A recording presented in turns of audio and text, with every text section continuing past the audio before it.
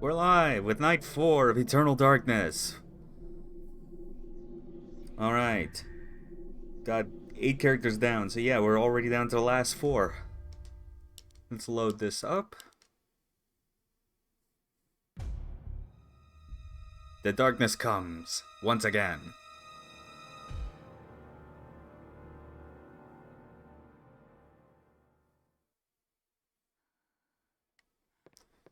Okay.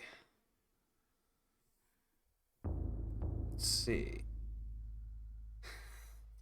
So you do. Welcome, Sal. Yeah.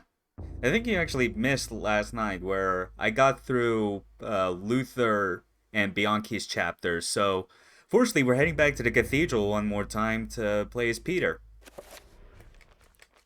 Though before that, I've been being a little cheeky and getting ahead of when the game intends for you to get some spells, mainly the spell scroll, so I'm just gonna make a magic pool right now and get that into memory.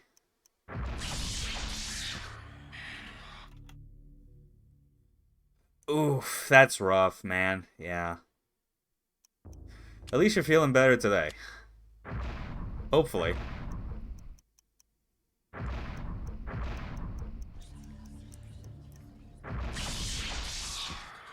Was it from accident, or was it possibly induced by one of your shitheel family members? Because I think I recall you telling the story of something similar.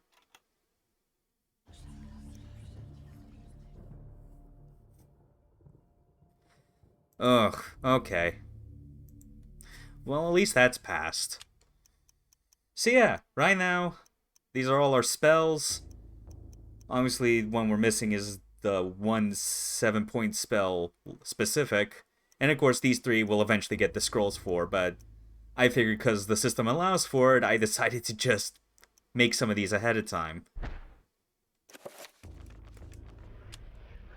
So let's start a war to end all wars.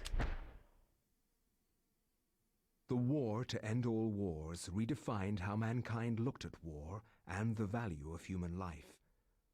Over Correct. 19,000 Yeah. men lost their lives. Fortunately, every this day chapter in the gives trenches of us the that Somme. final circle that we Some say need. uselessly, some invoke a higher Funny how it cause. works out that all 3 read accounts of the visits to the slaughter from cathedral many journalists are where who you spent get time your in the spell trenches. circles. You I know? found the account You of got the certain first one Peter as Jacob Anthony, to be the most horrible you got the of all. 5-point spell as Luther, His and now implication as about Peter the we're gonna get ancients' that 7th involvement with the circle. war was hideous and so obvious. With the horror of the Battle of the Somme scant miles away and the distant echoes of pounding artillery, a young I'll definitely journalist give named credit Peter to Silicon Jacob Knights for coming up for the researched his latest story from the front justifying the lines. idea for how to His include grim World War task One brought him into to this whole Ouvrier story Cathedral, of Eldritch now Horrors, and that transformed into a it was field. basically on set by them just so they could get more sacrifices to them. I mean, sure, I find no solace. it's a bit silly, but whatever. All the senseless violence that surrounds me. Young men die at a rate unheard of in centuries of warfare. Shelling, machine guns, and mustard gas rip, pierce, and burn your flesh. Men soak gauze in their own urine to stop the insidious gas.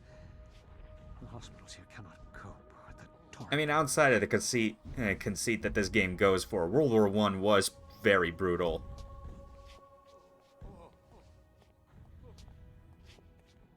Kind of doesn't need any outside influence to really convey just how horrific it was in its time, and still.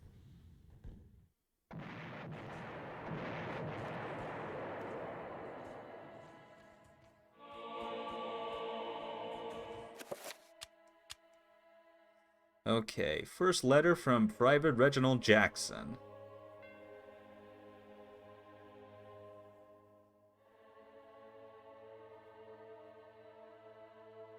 Yep.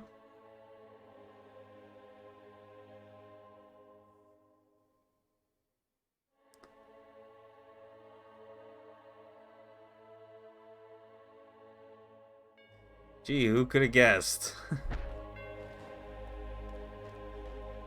This whole fucking cathedral continuing to have such an ominous feel to it. Alright. And this is definitely another one of those chapters where, like, it definitely ramps it up as you get near the end of the game, that the chapters start forcing you to go quite a ways before you get the tome. 1916 was an extra shit time too, yeah. Yeah, some years were definitely harsher than others. Okay. Yeah, there's a 7-point circle. Not gonna be able to do anything with that just yet. Yeah, that way's blocked. The pipe organ's blocked off. Ah, yes. Our key item. Should he open? How convenient. Soldier's orders.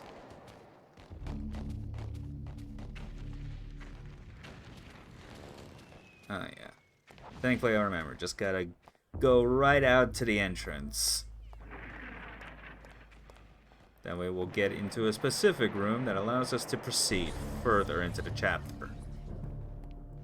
Man. I'm gonna miss this place once we're done with Jacob's chapter. It's still such a fantastically designed part of this game.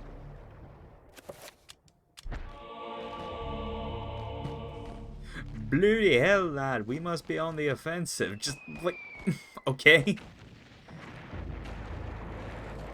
I'm not sure if it was necessary to spell bloody in that particular way just to convey that this guy is British as hell, but whatever. And not really apply any of that to the rest of the sentence, but whatever. Okay.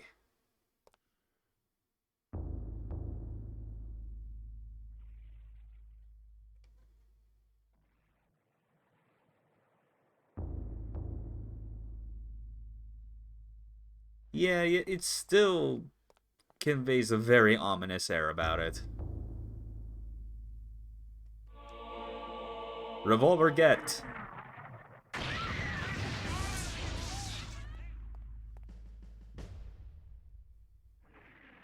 Hey, Wrath. Glad you can make it.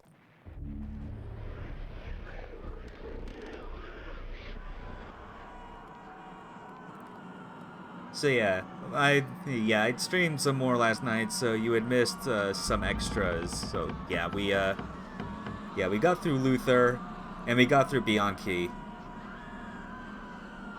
We're now on to Peter Jacob, the second main character voiced by Michael Bell.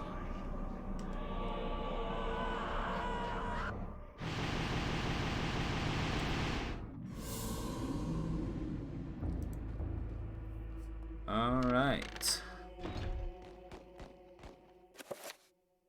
Yeah, it's fine. Also one with the lowest sanity score in the game. Oh yeah. Which I'm actually kind of thankful for, if only because it'll give me more reason to quickly get to low sanity and just show off whatever effects the game decides to give me. Because I went through last stream on Sunday with very little stuff triggering. I think the only effect that was of note was oh, come on, let me just try and... Ah.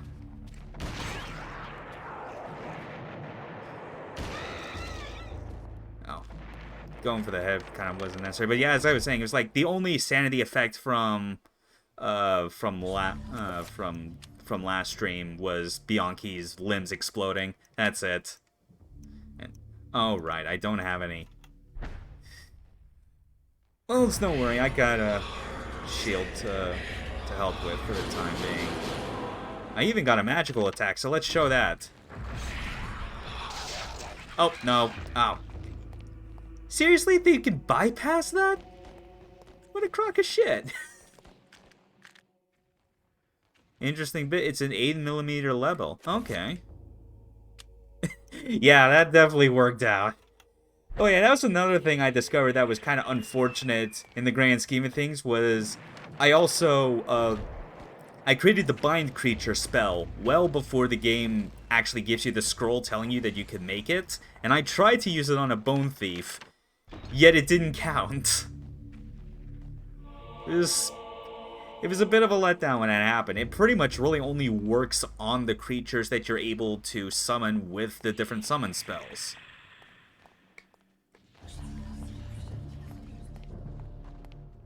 Anyway, yeah. But yeah, definitely make notes. Do not try and prepare a large magical attack or do headshots on a bone thief. If anything, do center mass, which is not the same as how I did. And are you serious? Come on.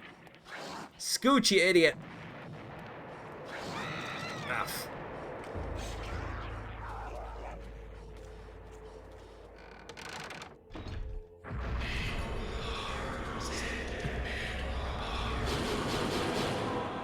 To be fair, in all the other times I played, I never really had a situation where where like I tried to kill the bone thief. Like I always killed the bone thief before I went up to the bell tower, is the problem.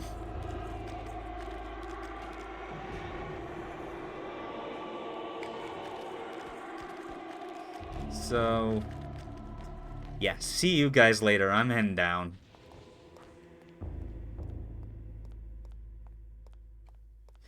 Oh yeah, there are now 2 rooms here at the end of this hallway. Oh, finally.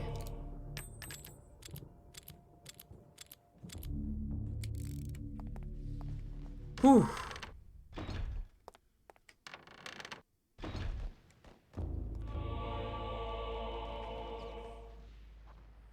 Usually the best option is Chiturga? Okay.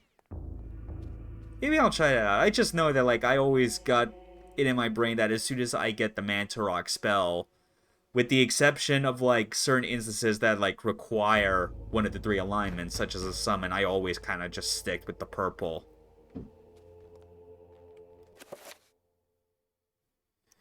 It's a Lee Enfield rifle because it's the only one that only user of the .303. Interesting. Yeah, Lee Enfield Mark III bolt action. It's been reliable over under adverse conditions, and over 3 million were produced in Britain, India, and Australia. Cool, good to know. Actually, yeah, I should check the description on the revolver. Yeah. Lebel Model 1892. Double action. Neat. Oh, yeah. And I guess, yeah, now looking in the description, makes total sense why it's 8mm ammunition. Because I guess, like, or at least this particular time, it's, like, French service ammo. Cool. Okay. Yeah, so yeah, we got 10 loaded in there and then 5 spare. Lee Enfields are still in use in Afghanistan today, and until 2017 were used in Canadian Arctic patrols because they're the only thing that polar bears respect. You know, fair enough.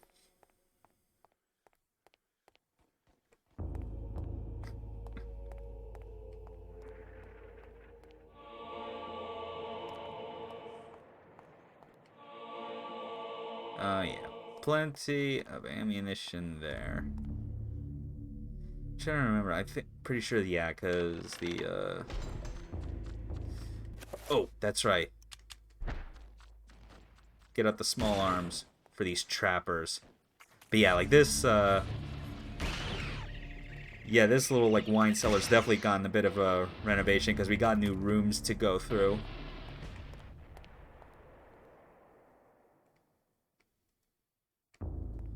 Yeah, I'm definitely remembering now. This was the part where, like, in this part of the level, you have this whole electric generator puzzle you gotta solve.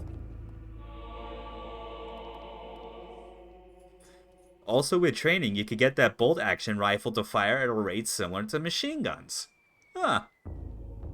How interesting.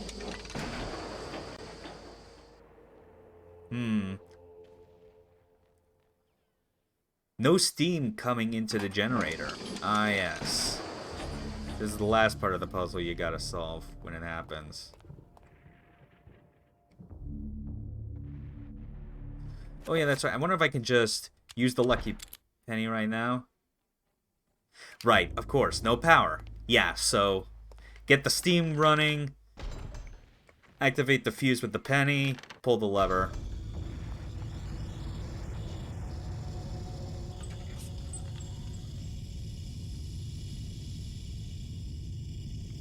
Yeah.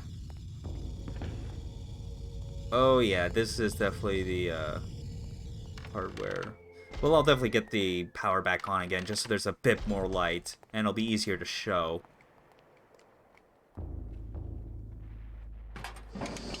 Wait, I keep forgetting if it is just the, Oh, yeah. Why did I second guess myself? Of course, it's you turn the steam, you activate the fuse, then you throw the lever.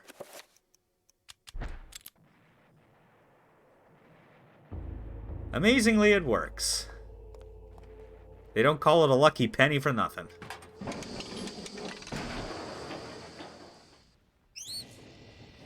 Let there be light.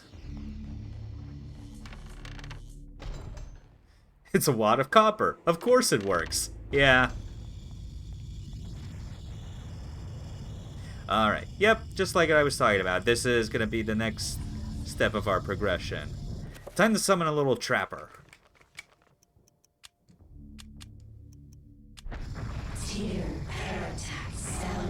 Oh yeah, this also reminds me, because of how trappers and their whole dimension works.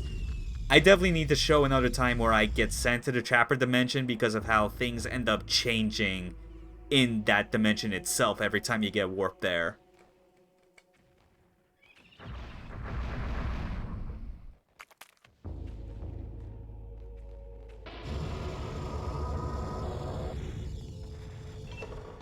There we go.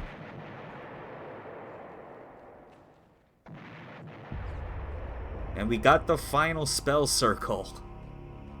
0.7. Rip Trapper. Yeah. They're always meant to die. And silliness ensues because now you can summon horrors. Oh yeah. Silliness ensues in general just because of how you can power up like some of your own busted spells with the Mantarok rune even further. In fact, let's go ahead and just get the summon spell. Yeah. Zelatath, Tear, Air Attack, Pargon, Pargon, Pargon, Pargon. Yeah. Like so. And technically, we now have all 12 spells, even though in current game timeline, we still don't know the names of these last 4, but it's obvious. You know? Magic Attack, Summon Horror, Magic Pool, and Bind Creature. Speaking of which, I'm gonna... Let me check again my quick spells, because, yeah, I got Enchant, Recover, Shield, Magic Attack, and Bind Creature. I am definitely just gonna start making the 7-point versions of my usuals right now.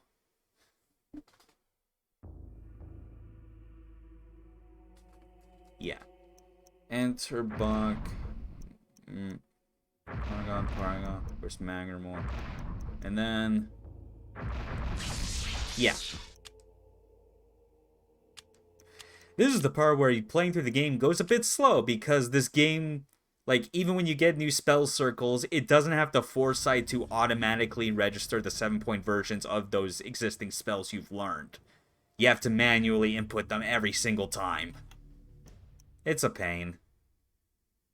And wait, oh yeah, actually now that I have, like, Magic Pool, I shouldn't even need to keep that Recover spell. Yeah, that makes more sense. Let's just, yeah, let's make that, because I love Magic Pool. It is so busted.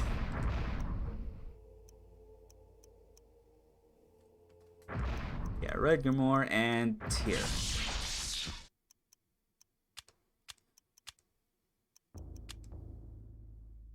Yeah. Yeah. Magic Pool, for those who don't know yet, just because I've been kind of going, beating around like what it does, it basically is just a passive regen for whatever meter is associated with the alignment you use to power the spell. So naturally, when we use... Hold on. Do I not... Oh, right. Yeah. I'm just a bit short. But yeah, as I was saying, basically, when you apply Mantarok to it, that means all of your meters regenerate. It is... With the Mantarok rune, it becomes single-handedly the most busted spell to exist in this entire game.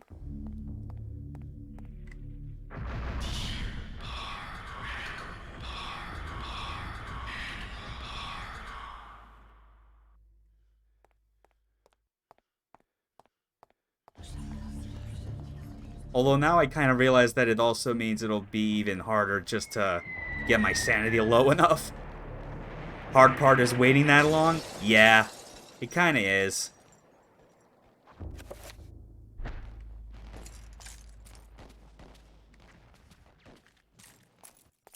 But hey, now that we're done in there... Oh, clutch! Oh, yeah. Yeah.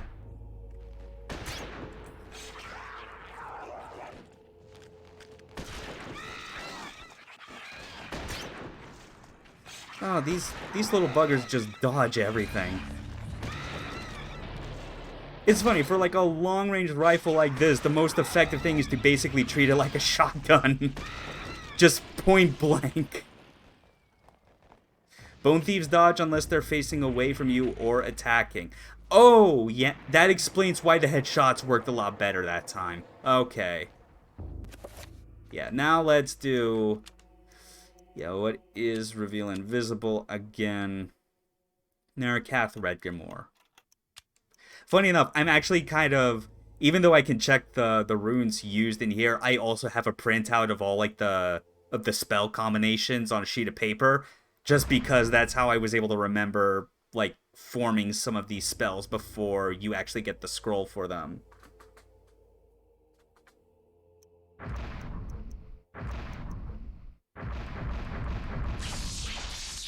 Alright. Like so. And yeah, I think maybe just for... I showed the magic pool already, but I think if I'm gonna use anything else, I'm just gonna, like, from here on, actually. I will assign magic pool to the Ulioth rune, just because you can never have enough magic regen, and Jacob's sanity is so low already. I do want to show off just any more sanity effects that could come about, is the thing.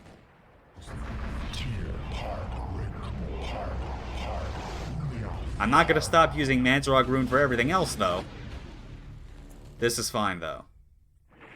Unless... Oh, of course, it's missing a handle.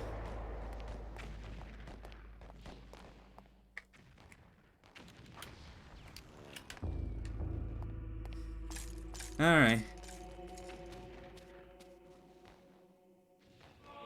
Oh yeah, and the sheet music is still here.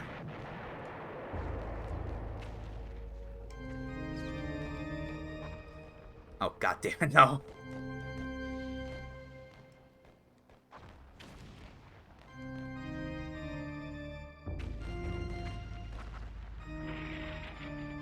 Okay, there we go. Song of Time, so much hate. Let it be known that I can't recall the last time I had ever, like, messed up doing that note sequence on the first pass. This was a stream first. Okay. Reloading its animation is not accurate to the rifle, as it has an integrated magazine with 2 rounds in the mag. You then slide in a 5-round stripper clip, then feed in 3 more rounds individually. Interesting. Should have played Saria's song.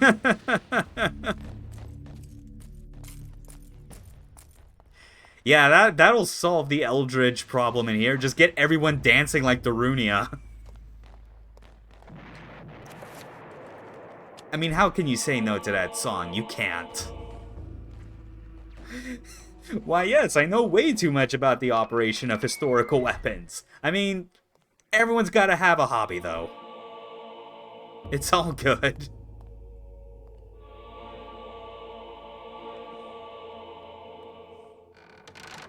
Oh yeah, actually I should double check something. We have not checked over in the direction of where the old cathedral was. Yeah, because the door's still there. Pretty sure there is some stuff there that is worth getting before... Oh, saved her!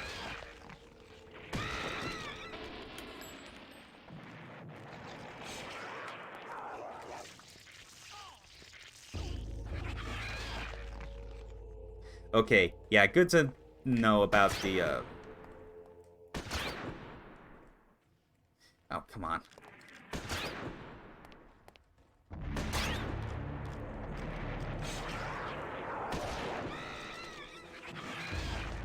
Still somehow, like, I feel like in any realistic scenario where the angle I was shooting at, that bullet would have killed both the Bone Thief and her. I should not have, in any good conscience, been able to get away with that, but I did. Okay. Good reload for safe measure. Yeah, so many Bone Thieves in here. Switch back to revolver for the time being.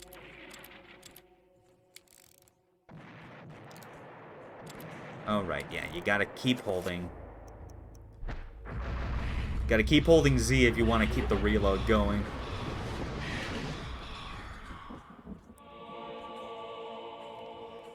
Now we got a super powerful revolver.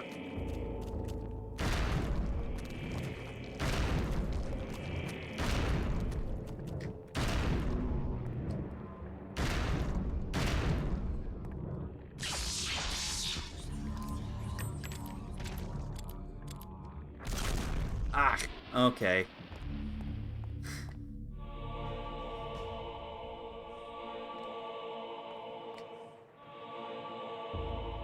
Oh yeah, can't go wrong with more ammo and a torch.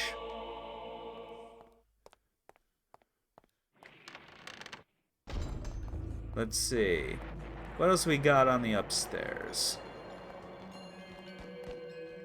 Not like you use torches. Hey, technically I did actually use it to, like, murk one of the Zelatath zombies last stream. But then again, I had to go solo on that. Love how the chorus... Yeah, it gets excited for every item pickup. It gets excited in a way that does not feel so, like, grating on the ears after a while, like, say, I don't know, Star Fox Adventures. But then again, that's also accompanied by, like, a stupid cutscene that plays every time you pick up a unique item for the first time. This is way faster by comparison, and therefore better. Okay. The old cathedral is cleared out. We're ready to head underground. More magic pool. Oh yeah, and I should also, yeah, I should get the 7-point shield ready. Protect. Self. Pargon, Pargon.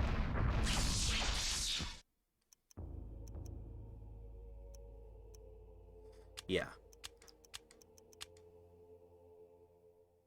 Actually, I think just to Selnar's suggestion, I'll go with the Chaturga element just to see how that goes.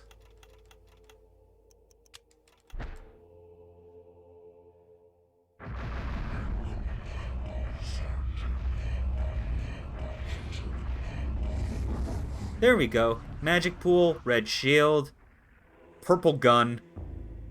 Let's go.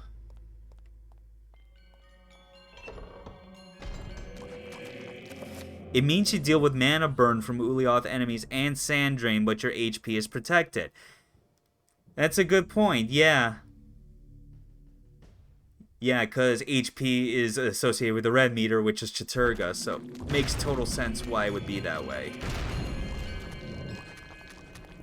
Oh, yeah. And I'm already now at just empty sanity. Holy shit. Oh, no.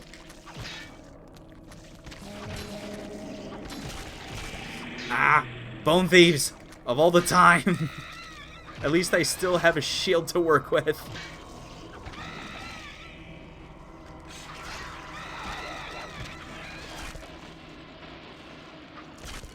Yeah.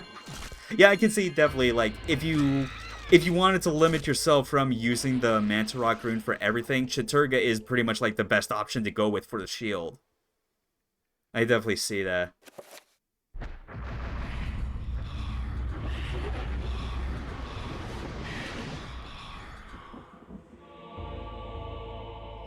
In fact, I think I'm actually, as you can surmise, Peter's sanity is mostly limited because he has seen some shit, yo. Oh, yeah, he definitely has. Like, he's straight up in the middle of a world war. The first one. It is, yeah. You'd think being exposed to such awful things would, like, make you more immune to it, but sometimes it just doesn't work like that.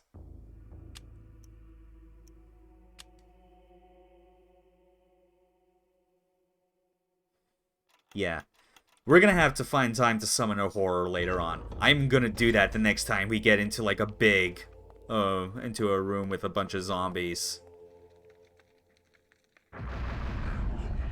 Re-up on shield, just to be safe.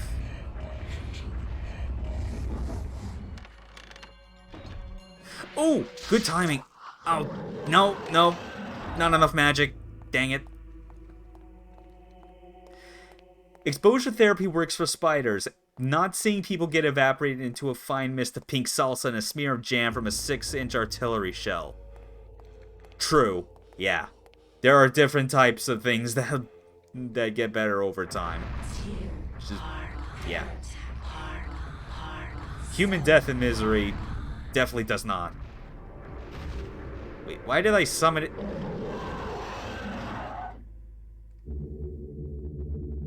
Oh, it can open doors. Okay, this is fine. We'll just go through... Oh, damn it. Why? Well, at least this is a good way to get our sanity back down, because it is technically draining from it. But... oh, damn it. No. No.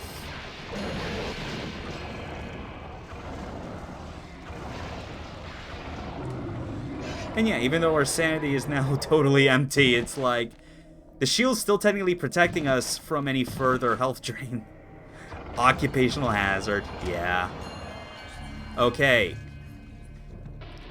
Well, at least in that time, it regen my magic enough that I can totally just summon a horror again once I go through this room.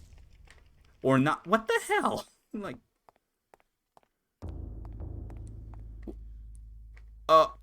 oh. That's why it wasn't there. This can't be happening. That's why those type of sanity effects really get you. It's less the actual, like, body effect that happens to you. It's when you notice that there is no enemy in there, even though you know it should be.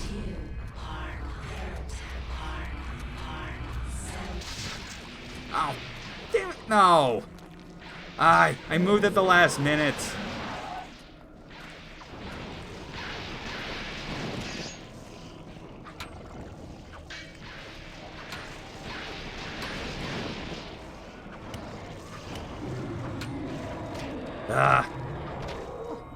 Also, if I recall correctly, this church is in the north of France. Let me dig up what something called drumfire artillery sounds like. Yeah. Oh my goodness. Yeah, yeah, I can't click the link right now, obviously, because of how my stream's set up. But yeah, Wrath, you're free to check that out just to verify. Yeah. Okay, let's just... I swear, I will get a situation where I'll have enough space to summon a horror and use it to just murder some enemies. I just ate, so I think I'm good. Fair enough.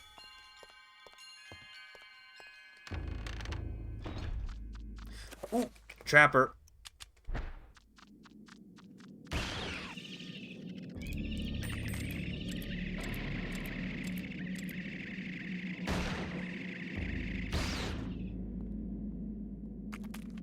Any more?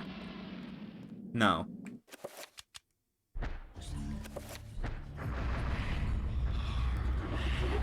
Ooh.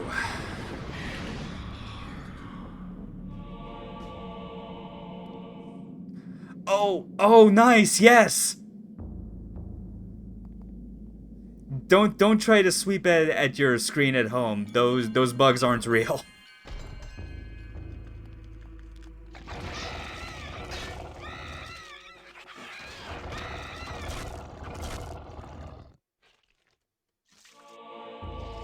Another soldier's letter.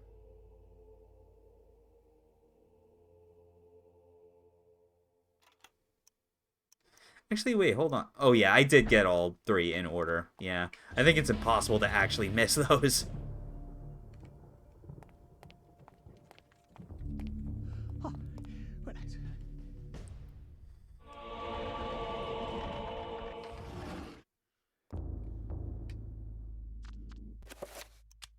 More of these things.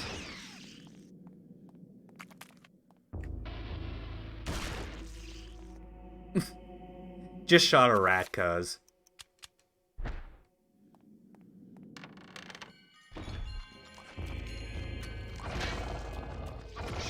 Oh, sure. Sure, why not? We'll show a bit of what happens when you get, of what's changed specifically when you go into the Trapper Dimension. As well as Telefrag or Horror.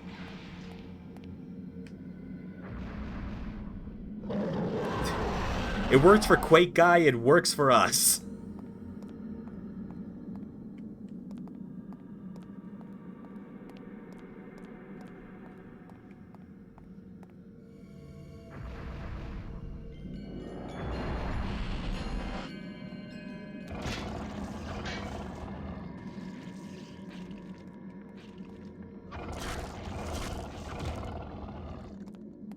So yeah, if you can... so yeah, the thing that's different is that you can see a dead body at the other side. That was the body that we had to warp out of the way with the Trapper. So yeah, regardless of actual continuity, things in the Trapper Dimension always persist in the exact same state. Doesn't matter what continuity you're in.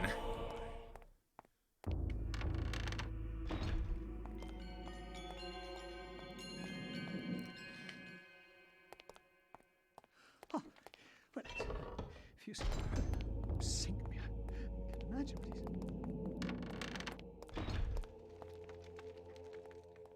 Yeah, was there a Trapper? Huh. I thought I saw some. Oh well. Doesn't matter. We'll go through here. I forget. There's a... Yeah, I see Peter looking. There's... Oh. God damn it. I was not paying attention to the audio. There were trappers in there.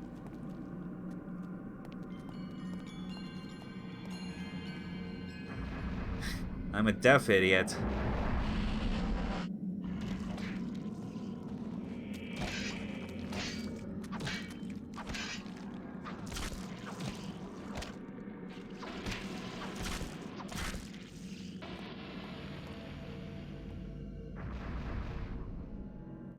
Okay.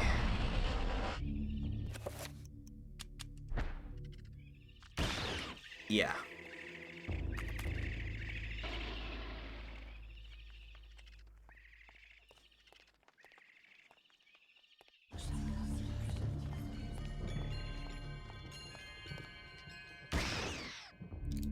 There we go.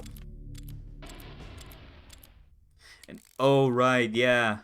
It's a good thing we visited this because of the magic elixir, which is very important because this is the chapter where we get the only one of 2 what I guess this game would consider proper boss fights going up against the Black Guardian. Oh, Imagine, please. Wait, why is the...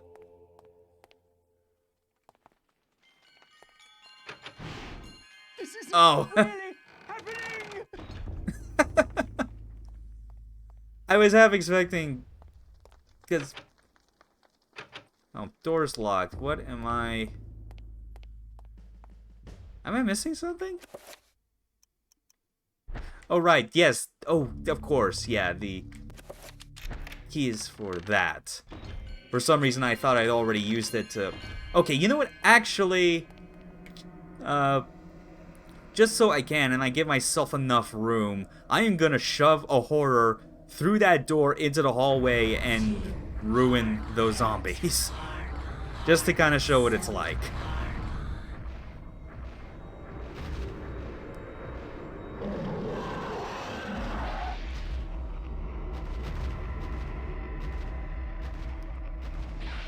It's okay, our sanity being drained is a non-issue.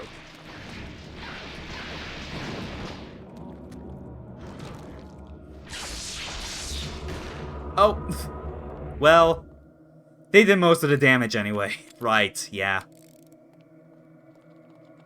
I do like, though, that depending on the alignment, it will drain a specific, like, one of your 3 specific meters instead of it just being magic. Deep into that darkness. This isn't What? really happening! Oh my goodness. I don't think I've actually seen it go to that Edgar Allan Poe quote as a sanity effect. I've seen all the other weird fourth wall breaks that it does, like the blue screen. I've definitely seen that. Just, oh my goodness.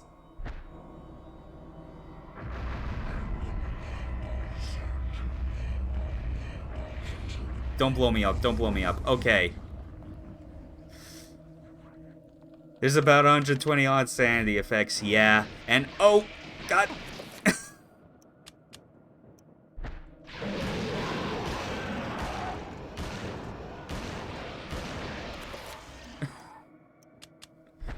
I do not have time to get in close and deal with your shit. Thank you.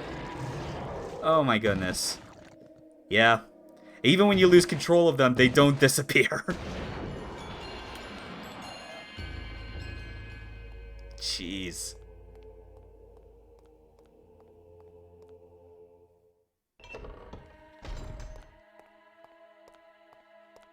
Oh. Still, this is what I was hoping for. Occupational hazard of being in the game. Oh, god damn it! Really happening? Oh. Again, all the more reason why I'm glad I have this CRT overlay set up. It really makes these especially goofy fourth wall breaking effects work a lot better. Oh yeah, and through there, that's when we're gonna finally face a boss, which... Okay, before we actually step through there, I need to top back up on my magic. I'm not gonna use the elixir, that's only for the boss. Squishy the priest, yeah. I mentioned it last video, but it kind of disappointed me how the way Luther goes is the same for Ulyaoth and Chaturga. Zelatoth's Black Guardian is the only one that like has a unique death for him, which is it just makes his head explode.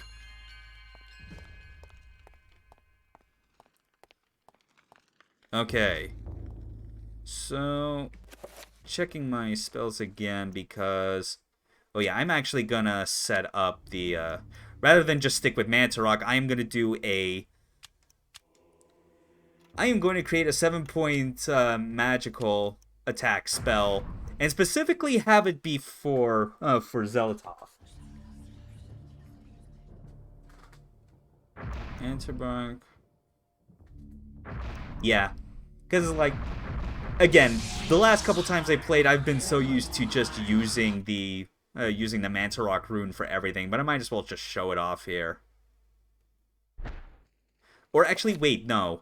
If I recall, because of the boss's like window of opportunity. It's probably not that practical to go with the 7-point just for how long it goes. 5, I remember being a good middle ground for me when I was going through it. Yeah. Magical attack. And, you know, early stages are fine with the 7-point. Last stage is 3 or 5. Right, yeah, that's what I recall being the case, I think. So, you know, I'll actually set it up so that I got 2 separate ones. I'll hit D-pad left during the first stage, and then I'll switch to, like, the 5-point when he's on the ropes. And, let's see. Yeah, I think I'll keep the current magic pool as is. That should be fine. Yeah. As for shield, I'll... Yeah, I think I'll just go back to Mantarok for now.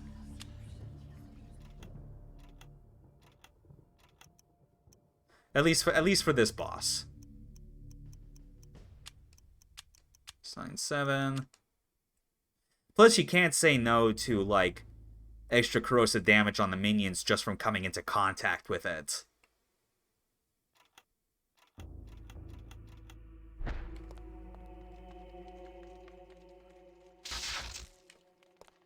Alright, yeah. Just keep... There. Okay. I'm definitely hoping this goes smooth.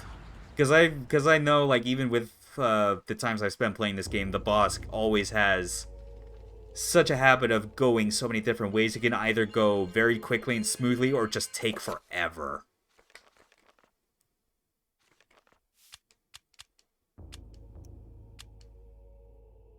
Mid-chapter save, because you can never be too safe with something like this.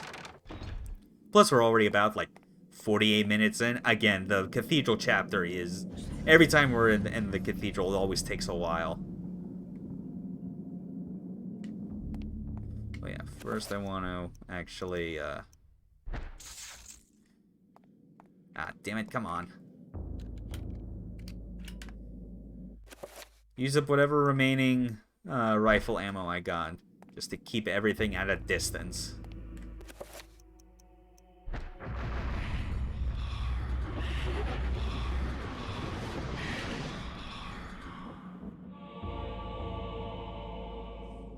Okay. One extra save for good measure. Alright, now let's fight this thing.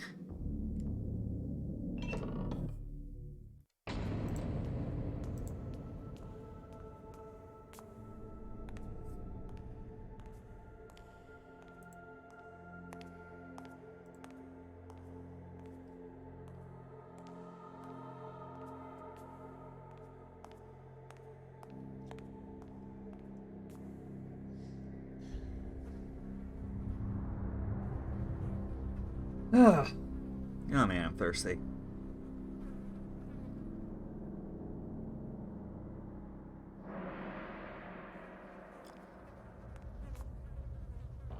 And there's the essence of Zelatoth, right behind that little window.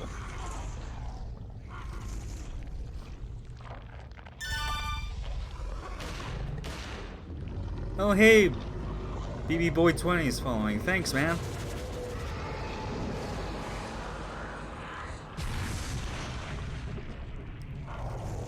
Yes, my alert box notifications are the insert credit and start button function sound effects from Virtua Fighter. It's better than the default that Streamlabs gives you.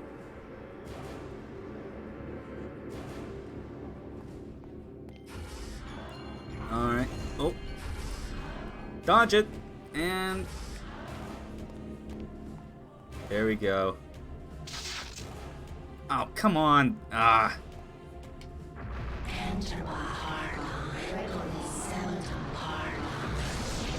Good thing I had a backup. Except I don't even know if that did damage. No, I don't think it did. Otherwise, I think it would have gone straight into summoning the zombies as support. The daddy long legs of hell. Honestly, reminds me more of like the like those hopper enemies in like some of the 2D Metroid games, like Super or Fusion.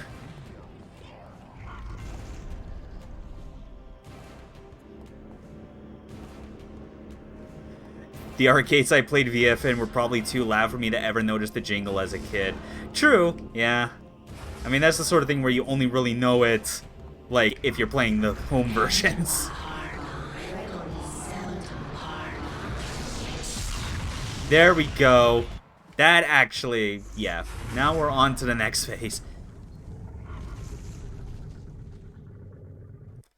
Yeah, I remember this boss really being unclear the first time you go through it.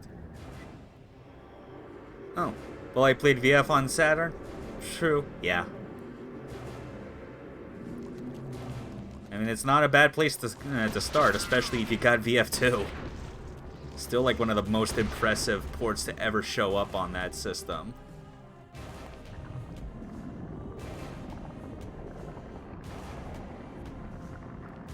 Actually,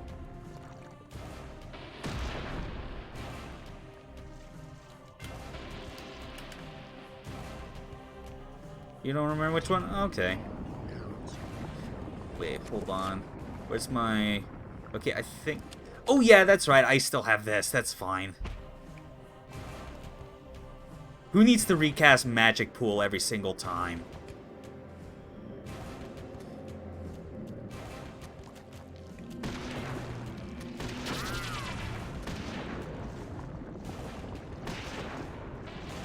You had the Genesis version, Wrath? Oh, man.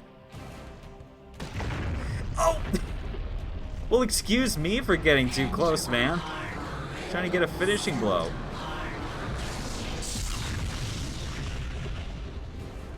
Oh.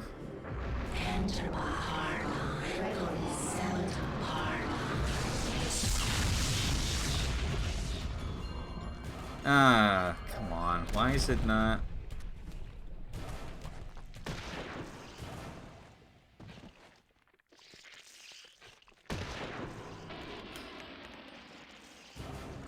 I swear, I'm not seeing where he's supposed to be vulnerable, if at all. It's weird, like, I actually remembered, like, the first and third phases of this fight more than the second. I keep forgetting what the actual window of opportunity is when you're at this stage. Oh! Oh, right. You have to be a bit further back.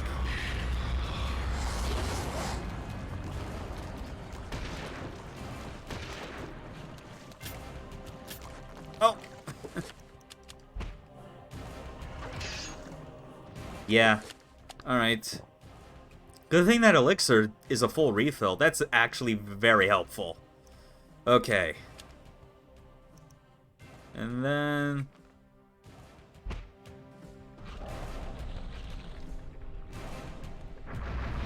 yeah, just for convenience sake.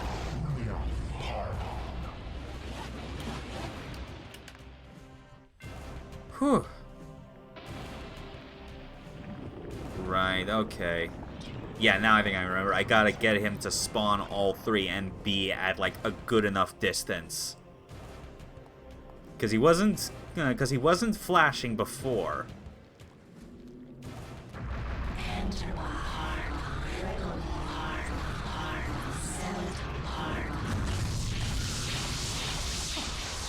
There we go. Okay, now we're on to the third phase, which I know at this point using 7-point spells is not worth doing due to the length of time it takes. Just keep running. Perfectly outpacing all of these stomps.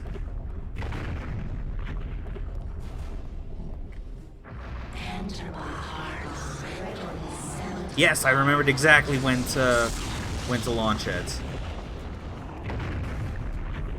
Okay, this is actually going better than I was dreading it would.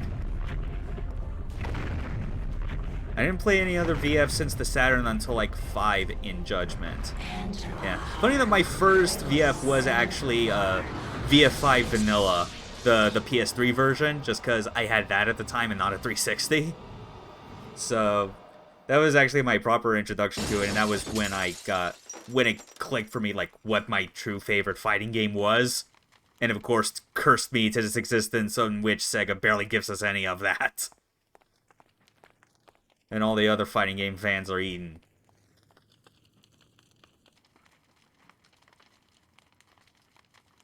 PS2 commercial for 4? Yeah.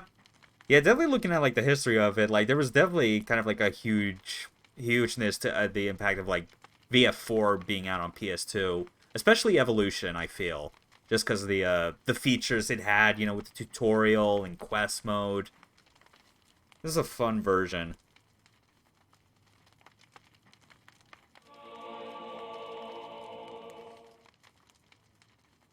You know, I can only imagine since, you know... Yeah, because, you know, that was after Sega got out of the console market. You know, and their IPs were already just going to, like, every other system out there. So it's like, yeah, just put Virtua Fighter on the same platform as Tekken.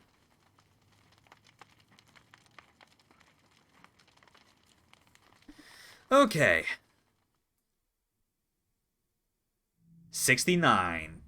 And that was how I came by it. I know it sounds crazy, but there you have it. The only proof I have is that Joe. Yeah, Peter Jacob looking nice for an old man. I've seen one like it before. You have? Yes. Very rare, though. Very obscure. I've had experts take a look at it, and none of them know what it is. And you do.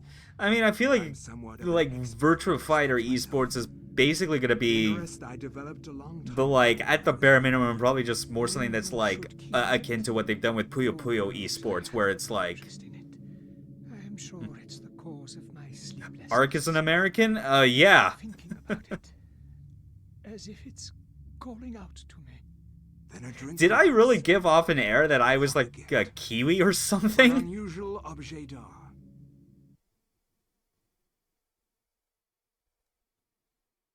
I don't even know what Kiwi really means in this context.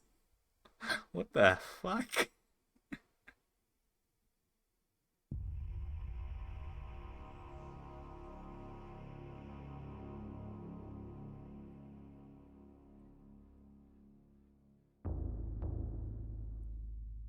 Oh, McDucky's swag is Gagon? Oh, in that case, yeah. Welcome.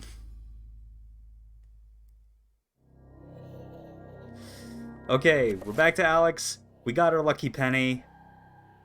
I'm pretty sure I know exactly where that penny needs to get shoved. Gagon is how you pronounce it? Oh. Gagon. Didn't really sound like Gagon. Oh, fuck it. Who cares? Help me! Please help me! Oh. Yeah, I'll just go back to calling you Beacon of Truth while I'm at it. At least I don't have any problems, like, trying to pronounce that. I can't get the blood out! I know it's Gugon, but I say Gigon, because you're a kaiju.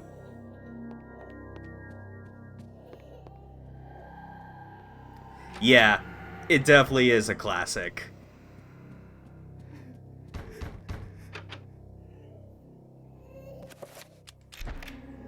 Do you share a cell? It'd be nice to get some of the new people in the chat initiated to your ways.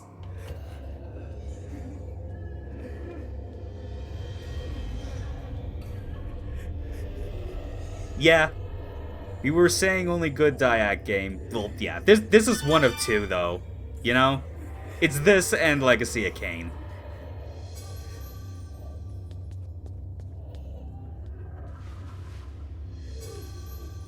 Sweet. Got ourselves our shotgun, finally. Some shells.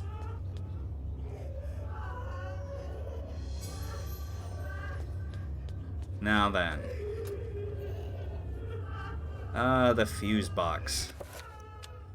Shove it in there.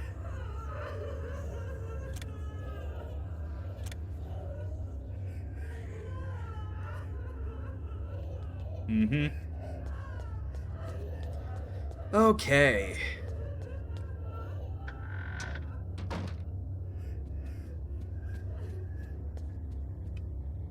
Twin Snakes, it's... I mean, for as fun as it is to rag on it, it is just okay. Like... Like, the Metal Gear Solid 2 additions to MGS1's gameplay and level design is so stupid for wrong reasons. But the cutscenes, yes, they are wonderfully stupid for all the good reasons.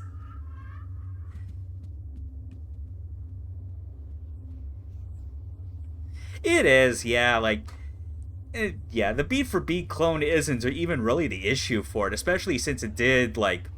I will appreciate it that it did decide to streamline the whole heat the key, cool the key puzzle you have to do at the end, and just it centralizes it all within Rex's hangar. That worked a lot better, but MGS1, like on BS1, still is a lot better about all the things about it. Even though I am still very critical of like my feelings on that particular type of stealth. Best gameplay as everything's designed around it perfectly. Yeah, that's pretty much it. Even though I still like, you say, I like MGS3's gameplay more and still find that the best. But that's just more because its whole system with the camo index works a lot better for what I like out of a stealth game, which is something that is not entirely reliant on line of sight mechanics.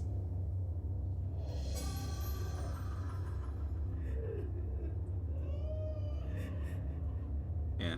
I don't even really know if it's... I mean, part of it could be kind of a fluke, but the thing you have to remember was Nintendo's involvement with this, you know? I mean, like, yeah, they're publishing, but they do still have, like, quite a degree of oversight on a number of, like, the projects that they are involved in as publishers, even down to design. Like, the whole rock, paper, scissors thing with the three ancients, you know, their colors, it is so clearly just based on the whole system they had with fire, grass, and water in Pokemon. But, like, just the thing with this game is, like, yeah, part of its flukiness, I do think, does come to the fact that there was input and, dare I say, restraint from Nintendo in trying to keep this thing focused. Do this one thing, and you will be free. Else fear the wrath of Uriah. Yeah, it's pretty much...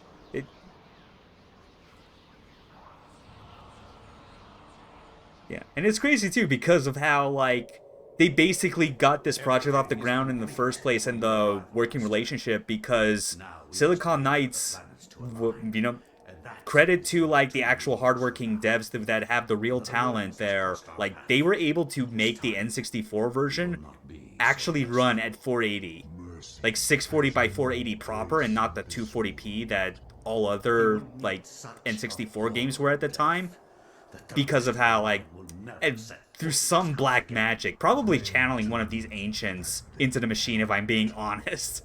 Because there was an anecdote I recall coming out of that when they were demonstrating to Nintendo, and one of the executives there went up to the N64 and took off the cover of where the jumper expansion pack is supposed to go, because he was trying to go, okay, is this some black magic you did with the expansion pack? What is going on? Only to find... No, it was just the regular jumper pack. They managed to work some crazy shit with the technology at the time.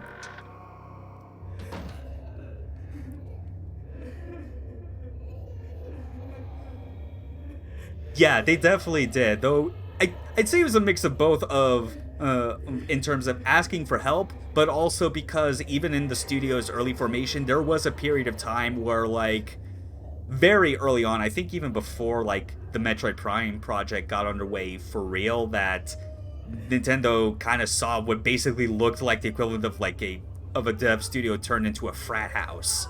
Like, it was just people messing around and being so unprofessional with no actual work being done whatsoever. So, yeah, it was definitely a case of, like, Nintendo still giving input when it came to, like, Metroid Prime, but also having to whip them into shape into being a proper dev studio. Pour one out for Ravenblade. Yeah. Yeah, that's definitely... Yeah, whatever. I'm not even that bothered anymore by Ravenblade being canceled. Or that it never got off the ground. That's definitely one of those names that, like... And some random NFL game. Oh god, that's right. They totally were doing that. Okay. But yeah, Ravenblade, that just kind of... Yeah, that was one of Retro's earliest projects when they first started as a studio. They had multiple that they were trying to work on before Metroid Prime ended up being the one that stuck.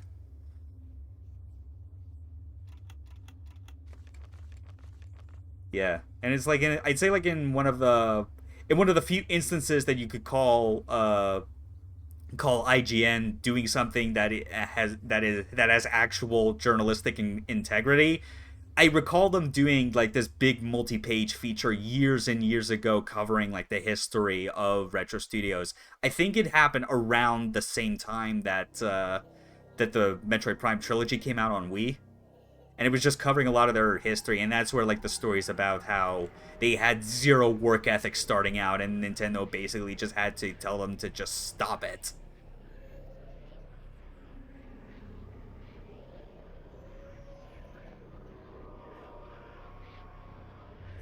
Mm-hmm. Oh, yeah, that's right. They just asked them about all these titles and just nothing was coming from it. Oh, yeah. Sometimes it's important to listen to devs when they say, like, if a game was canceled for some reason, chances are high that that reason was actually good. Though there are some instances where, like, a canceled version of a game I think would probably still be preferable for curiosity and archival's sake.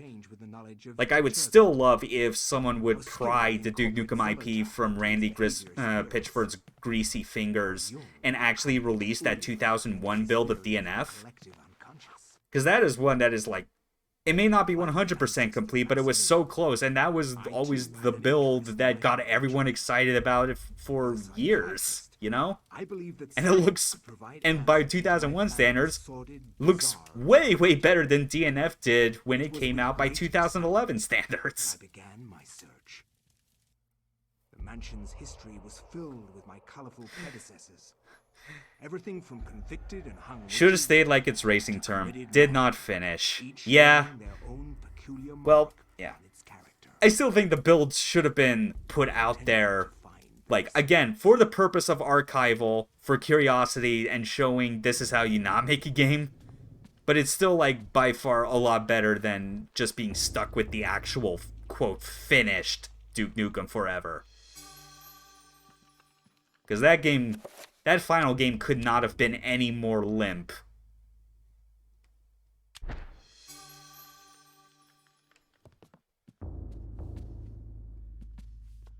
Okay, so yeah, we're playing as Edward now, in his prime. We got a minute hand, so naturally we gotta find another clock hand in order to get into our secret hideaway.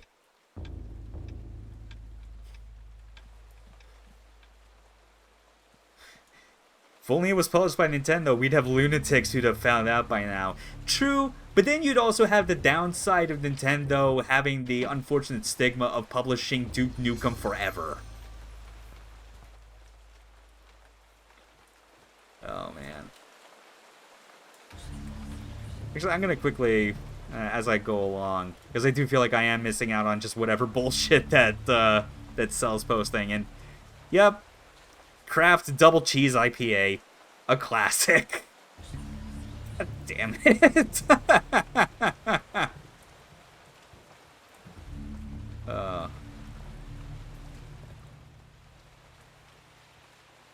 This is why we have you here, man.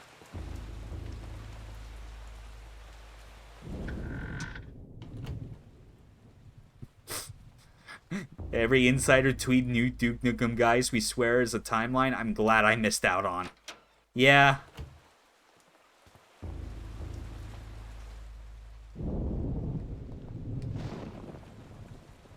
There's definitely other timelines out there that I'd rather be a part of that would obviously sound better than that, you know? Like, I'd rather be in a timeline where Harmony Gold no longer existed.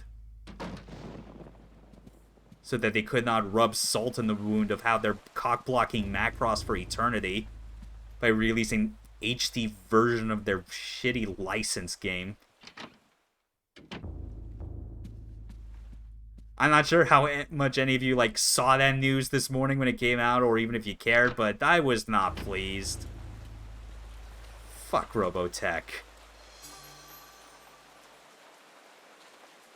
You and everyone else that's ever liked giant robots kicking ass. Amen.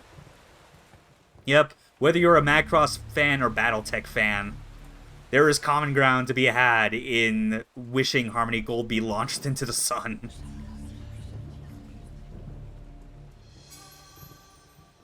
Yeah, it's like, it is so insulting, that whole thing, because A, that licensed game is garbage, and B, it is just further rubbing salt in the wound that, like, if you want to play any of the Japanese Macross games that are actually good, yeah, you're shit out of luck. There's that PS2 game based on the original show and movie that is amazing, which, interesting trivia on that one. The PS2 Macross game, developed by Sega AM2. Yeah.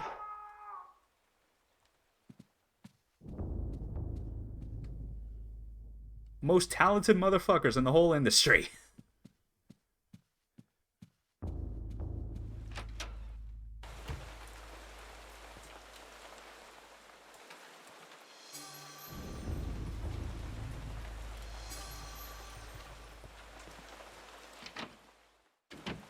Okay.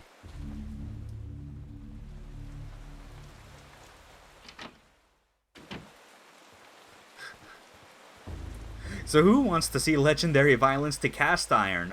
Sure, why not?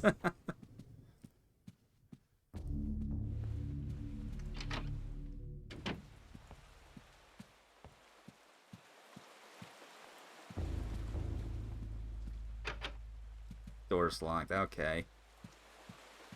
Well, I think I've scoured everything here. Unless I'm completely glazing over stuff. Oh, no.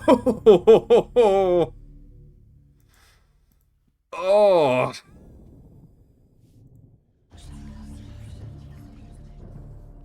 Yeah. For context, people at home, or especially those watching at a later time, yeah, the last image hurt my soul just because it is demonstrating something I was very specifically always told not to do, which is you do not wash and clean your freaking cast iron. You know who I am, Edward. Although You do not wash it the same way you do all of your other dishes. You don't wash it at all. Maximilian Roivas, Oh, man. your ancestor. I died in an asylum after trying to warn the How to get to... Yeah, it's like how to get a southern woman to hurt you 101. Though I would say it would go beyond just hurting. I think that would be grounds for, like... complete what I started. grounds for murder and potentially getting away with it. Must be stopped, or all of humanity may end.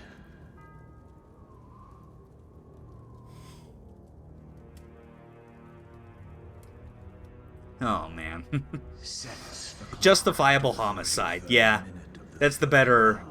Those are the better words to describe it than I was going with.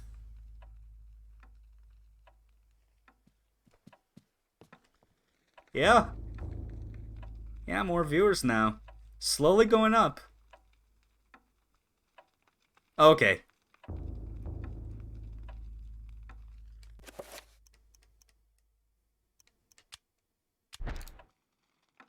Okay, so I'm still... Yeah, because I've been so distracted already, I keep forgetting where I'm supposed to get the other clock hand, because I already got the minute hand. And I know that the observatory isn't a thing yet. Oh, man. I'm just elated having this many more people in the chat and talking and all that like, I've been so distracted.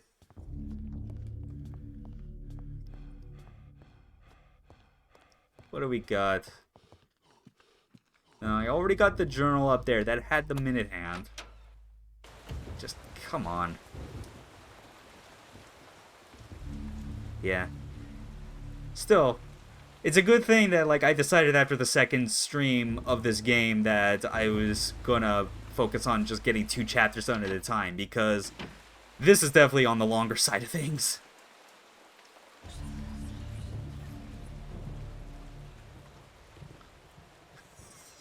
Remember when Fall Guys came out and someone made a horror skeleton version to explain why they're 6 feet tall? Oh, I know exactly which image you're referring to, and for my sake, I am not going to click that.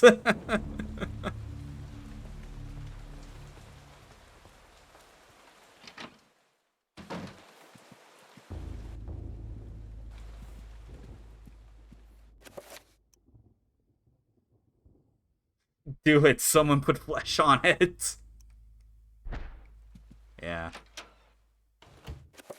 Oh yeah, I guess one detail I can kind of get into that's a bit interesting, because so many of these characters have had, like, interesting items unique to themselves. Some of them actually have to do with one of your 3 meters that can refill it. Uh, Old Edward here has liquid courage. As you'd imagine, getting drunk out of your skull can help protect you from sanity effects.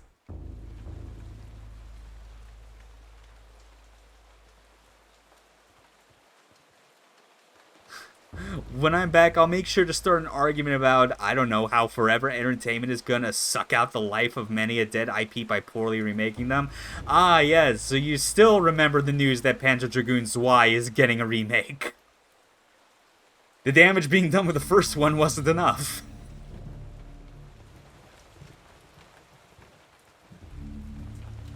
Oh boy.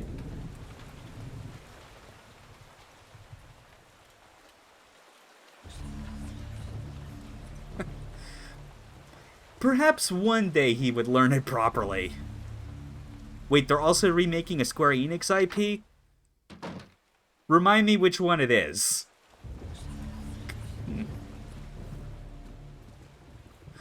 Supposed to be Blood Omen 1. Oh, when you... Every time this happens with me, because of the fact that Square Enix and Eidos merged, my brain still refuses to acknowledge that all those Eidos properties are technically Square Enix. It just makes no sense to me. Like, I refuse to acknowledge Thief as being a Square Enix IP, you know? Like, that feels sacrilege.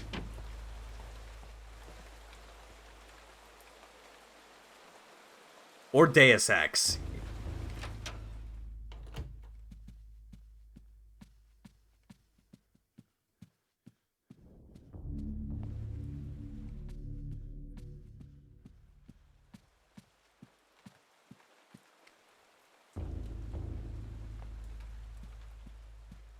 Exactly, same here. Because at least in that, I think it makes more sense, because they're owned in the same way that every other studio they have is owned, you know? They still have, like, their core identity as, like, the development house, as opposed to, like, you know, as opposed to it being 2 publishers that are merged together.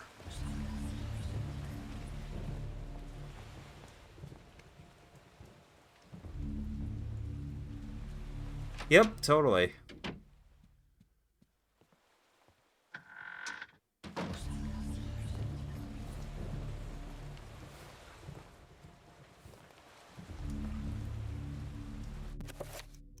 Okay, seriously, and just what in the hell am I missing? Unless... Oh, you gotta be... Ah!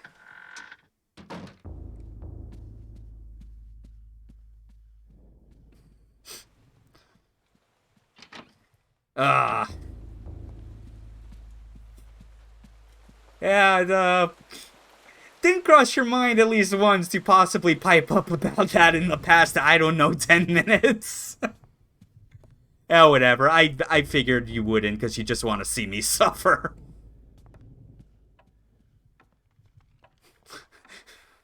Oh dear. Well, if you say so. Yeah, that's tame. Freaking bondage frog. Okay, now we can actually proceed with this bullshit. Okay, 333, the arc number of this entire game. Because no one in this mansion can be bothered to actually fix the one clock in the foyer. This is so stupid. I feel so dumb. But I guess that's part of the streamer experience, eh?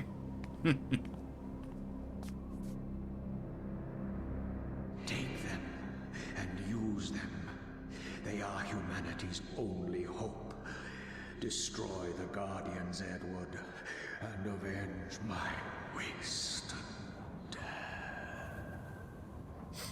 What's the worst memoir an astronaut can write? Oh, I can only guess.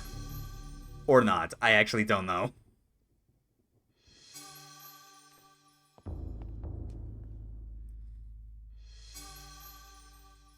Sex in outer space. Alone. Love is in the air. Yeah, that's the worst that you could write, because there's no air in space. Oh, man. Alright, we got all this ammo. And there's another instance where I'm gonna make a mid-chapter save, because now I remember what's coming up. And this is a series of events that you gotta be really quick on your feet about doing properly. I'm sure you all remember the vampire.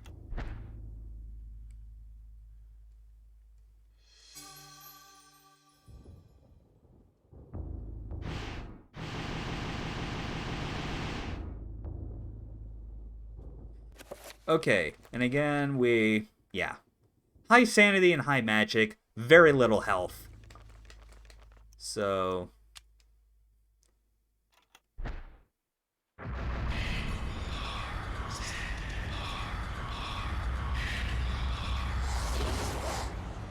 yeah, don't use the elephant gun. In fact, I don't even have the elephant gun yet. Like, I got the ammo for it, but it's just the revolver, and I got the saber.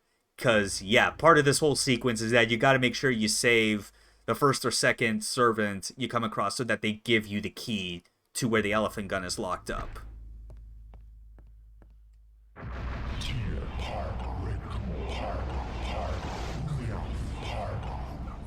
Enchant your beat stick.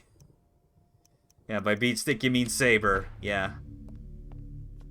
Just gotta get some cardio in. Still one of the sillier things, you know, that this is kind of the more efficient way to, like, keep your magic up. Even though it's kind of... yeah, because, again, I get the reason for why the magic doesn't refill if you're just standing still. But, meh. There's still a lot better design decisions you could have gone with to make the magic feel more like a tangible resource that has serious risks to using, and that it just doesn't refill automatically if you make a screw up.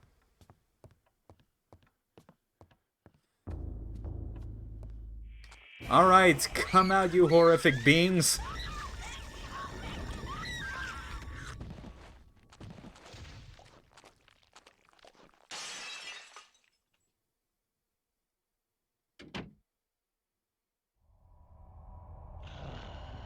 God damn it, Sal.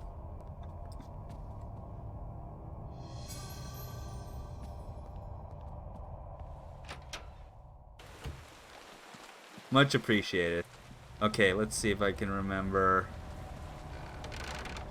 So you go to the second floor or first when you start out? Because I want to say... yep, I was right. Yeah, he's right in the room in front of me. Don't worry, pal, I'll save you.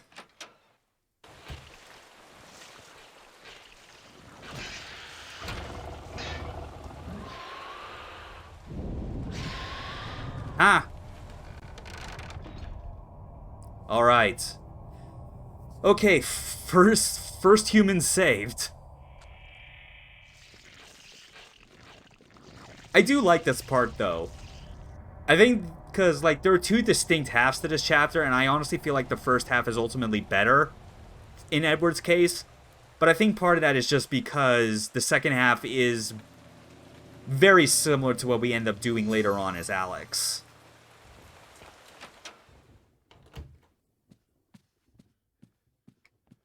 But like this whole cat and mouse thing with the vampire is really neat. You know? Gives you more reason to do stuff with the servants and actually see to their well-being. As opposed to when we were Maximilian, in which you basically could not trust them. Ah, yes. This is where the game starts introducing weapons that have different firing modes. And is very important to the elephant gun because of how you can fire one shot or two. If you have it set to 2 and fire, it'll knock you flat on your ass. But we're not going to get to using that yet. Elephant gun has more use for us once we're getting into the underground sections.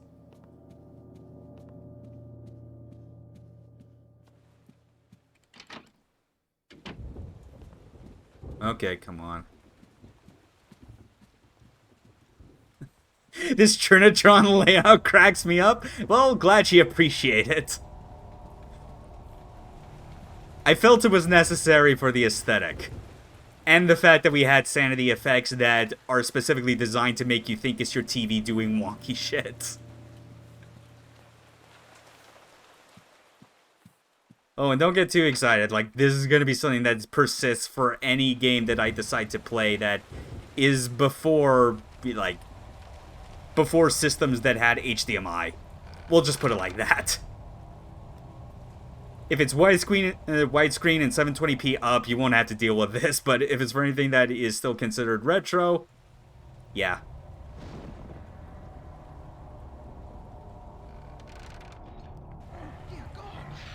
ED on a CRT is a requirement. That was actually how I last played this game. It was before I moved to my current place, and I had to leave behind the CRT I was using then. Oh, come on.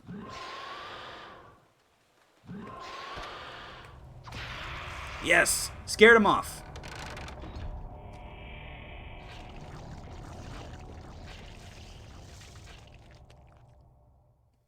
Yeah.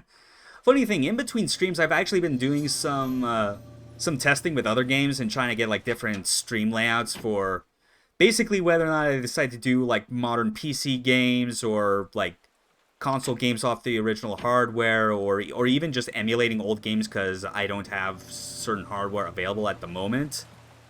And I'll at least like say like kind of as like a heads up for what I'll do sometime in the future once I'm finished with Eternal Darkness is that I'll be reusing this like CRT layout for Jet Set Radio. And I think that's a good game to kind of contrast this one because that is so bright and colorful. And at least with kind of how I tested like some of the settings with the color correction and the scan lines, it makes it really pop.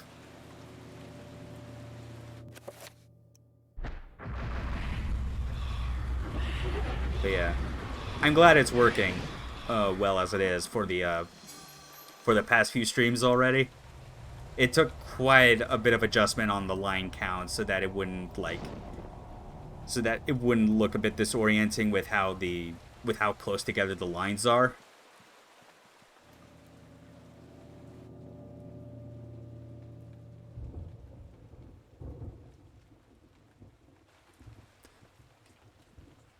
Okay, he's in here somewhere.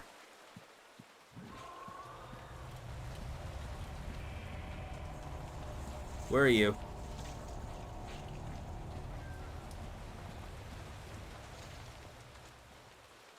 Oh no. Ah! I completely did not see that he was over there.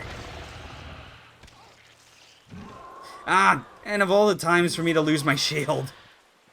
Well, at least I got... Oh, there we go. It's good when the visuals are moving, but a bit noticeable on stills. Yeah, definitely.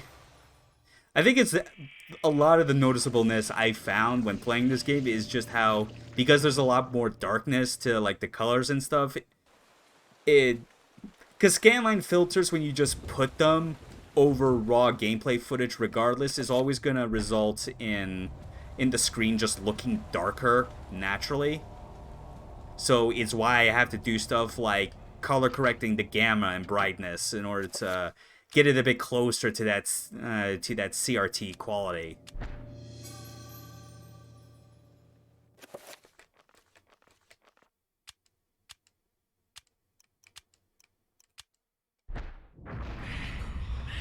But yeah, I think when I start playing stuff that is older and of a lower resolution, and even stuff that's brighter like Jet Set Radio, I think that'll make an even better case that I want to keep this dumb layout and have that as my means for playing retro games on stream. If people that come across this do not know what a CRT is and wondering why this stupid thing is here, I'll make them learn to love it.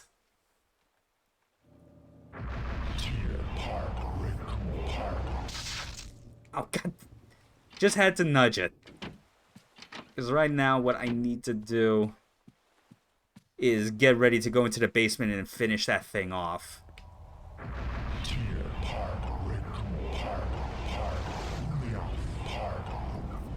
Okay.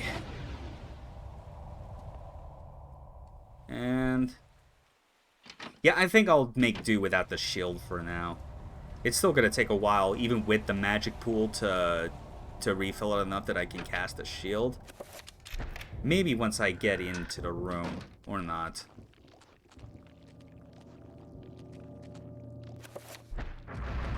Oh, but the... Oh, god damn it! No, no, ah!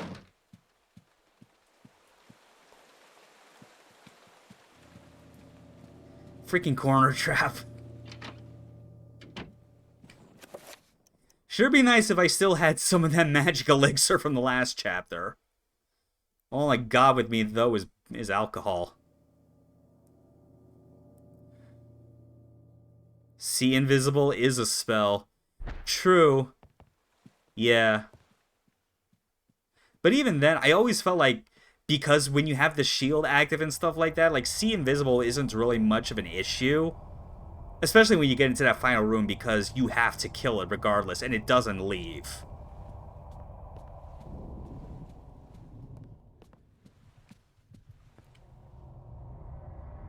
Yeah, you can break its cloak that way. Definitely. Whether it's totally necessary, though, is kind of like another matter. But that's just how it is. Okay. Sword is back to being purple again. Now, I just need my shield.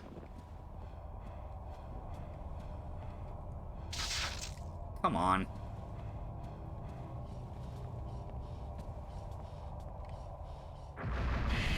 Ah yes, welcome back, Wrath.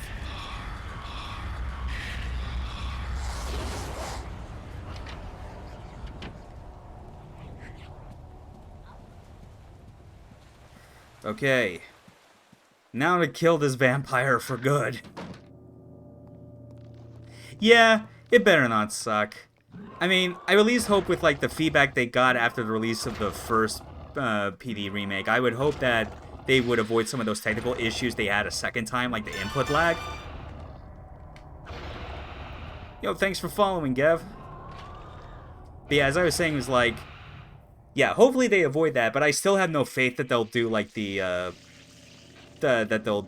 art or sound justice quite the same way, especially because they clearly still didn't with the first game. But I think, yeah, it's funny. Like I generally have not had as much like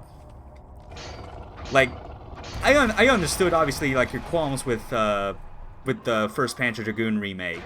Like I understood that even though I don't have like the same level of like fondness or attachment as you do.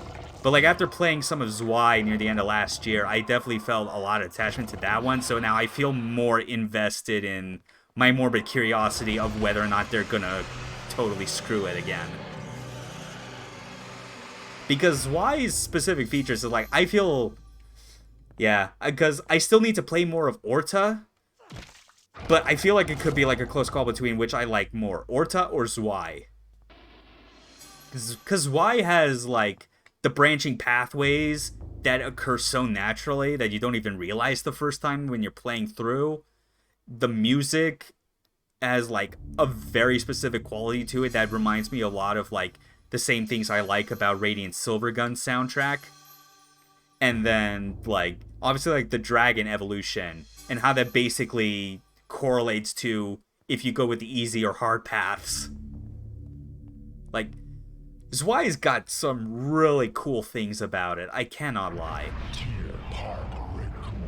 Or it has the same branching paths too. Yeah, oh yeah, that's right. It technically does. Yeah. Yeah, and it does have like the manual changing of dragon forms, which is novel, but like I think that's the sort of thing where obviously because I've still not played a whole lot of it, I can't quite get around in my head exactly what all the optimal places are to use each form. Now go collect your shotgun and elephant rifle. Already got him. Yeah, so from here on, let's go straight into gun. Because we are not going to have any innocent humans to deal with.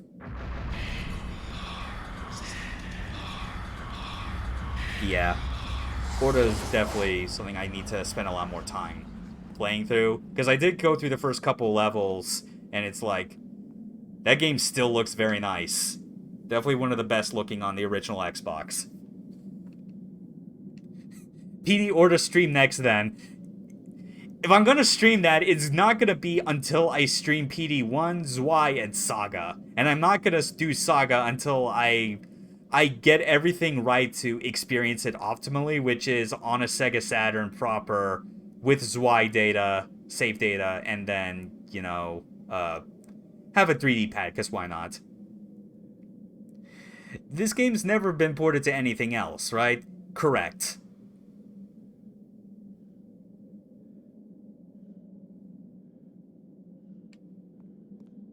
Okay, what's stopping you? Money? Yeah. Which, by the way, I'm sure all you people who are coming into the stream the first time have subtly taken notice of that little donation tracker at the bottom. Yes, it's for the game you're thinking for. Yes, I'm serious. You're welcome to try your luck and see if that actually changes. Just don't be surprised if you go on a shit list afterwards if it makes the goal.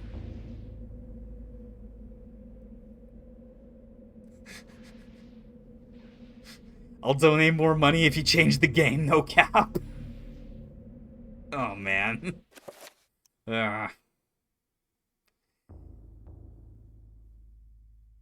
Change it to a Let's Play of Knack and Knack 2 and you'll get the donations right away.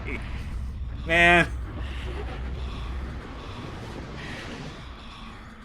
See, that doesn't really work for me because like, if I'm gonna LP a bad game, at least it needs to be one that I have a vested interest in ripping the hell apart.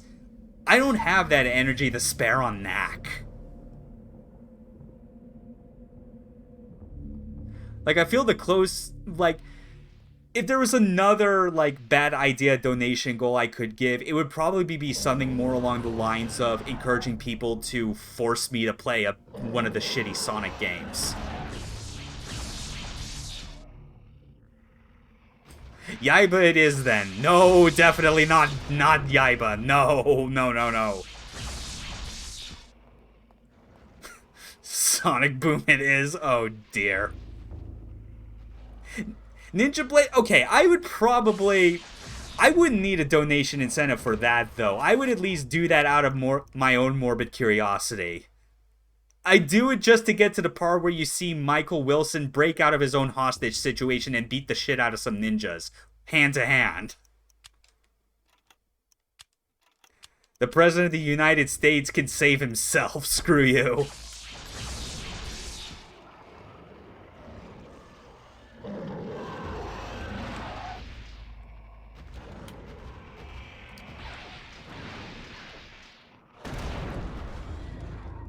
Oh, man. X-Blades and Blades of Time. Oh, you are all just a font of wonderful bad ideas. No, this is bad. This is bad. Oh dear. I didn't realize my health had gone that low. I am limping. Jesus. Oh.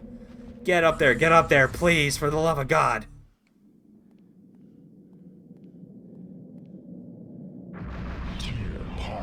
Oh. Another close brush with death. So, yeah, get a shield up again. Yes, this is a I got distracted and did a stupid. Thank you for always being there to remind me, Cell. You wouldn't have this problem if you just play Sonic and the Secret Rings. Sure.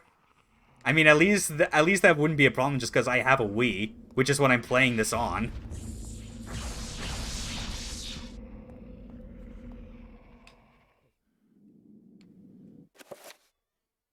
Yeah, I'm just gonna cast a manual, like, heal health spell. I don't care.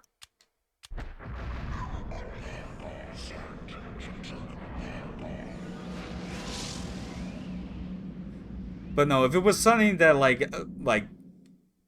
yeah, because I don't know, like, as if someone just decided to just force me to, like, play, like, I don't know, like, Sonic Adventure again, I would at least, like, understand that, just because I do want to stream a bunch of, like, Dreamcast games. And I at least have a lot to say about how that game is, like, my main, like, that is my main reference points for why I think the phrase X game has aged poorly or whatever, or that sentiment is clearly a myth. Because that is the ultimate example of how circumstance, time and place, and all that completely trump people's judgment for a particular type of game, even when it is clearly middling at best.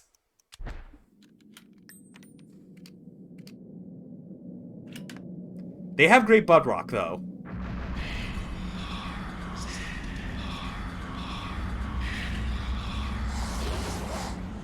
Yeah.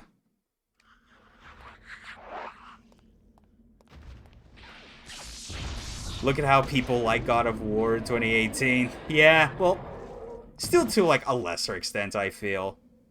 I at least think with, because it's really not on, like, the technical level of jank that, like, the Sonic Adventure games are.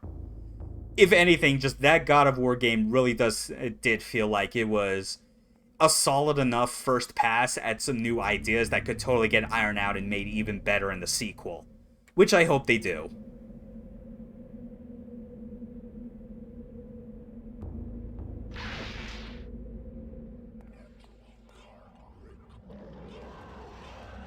Yeah. I'll admit though, I'm kind of like of the mind that, like, well, I totally get the Sonic parts are the things that everyone likes the most. I still don't really like the I don't really like them just after a while, just because of how I very much preferred, like, the gameplay style that they had landed on for a while with, like, Sonic Colors and Generations, even though it's like that gameplay style has its own very specific faults to it, but it lacks the very, like, held together by duct tape and twine feel that the early 3D Sonics had on a technical level. This is the stream where I admit I used to speedrun the Sonic Adventures. Yeah, well, we've all had to have a dark past somewhere. Okay.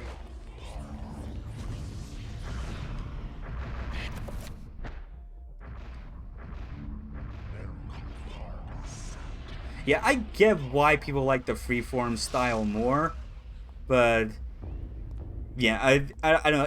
I still feel like there are, like, problems to that just make me think that I'm better off still sticking with the system that with it being, like, in 2D, especially for the level design.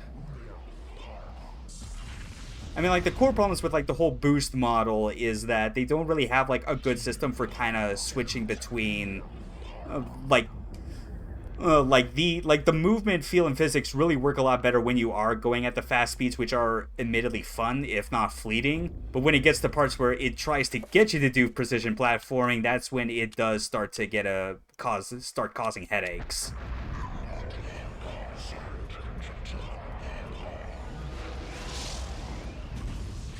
I wouldn't go that far calling it, like, 10 out of 10 back then. And I would at least put boost a bit higher, but it's it's the sort of thing where, like, to its credit, it is leaning into the thing that, like, makes it feel more like how Sonic usually is portrayed in the cartoons, where, like, he is just stupidly fast at all times. Like, he's just the Flash in Hedgehog form. Oh, I misread the quote. Adventure and Boost is like 5 out of 10. Yeah, okay, that makes a bit more sense. Yeah, classic solid, though. Especially with Mania. Mania's so good.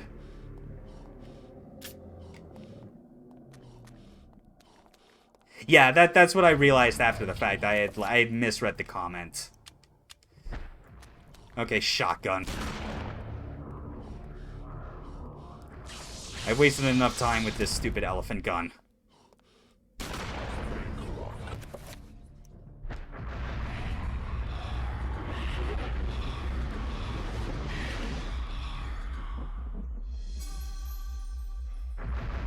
Oh yeah, I won't deny the general Mario superiority, even if it does get kind of annoying to deal with after a while when it comes to actually discussing other platformers.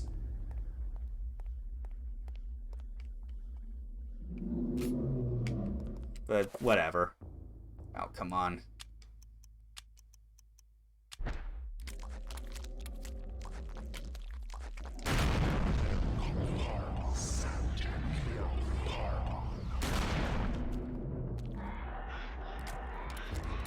Okay, yeah, shotgun's definitely working a lot better for the time being. It's just so, yeah. Oh man, I'm just not used to having this many people in at a time. The distractions, they're so strong. And to think that all I had to worry about for the past few weeks was just only like 1 or 2 people in chat and occasionally having a co-commentator on call, you know?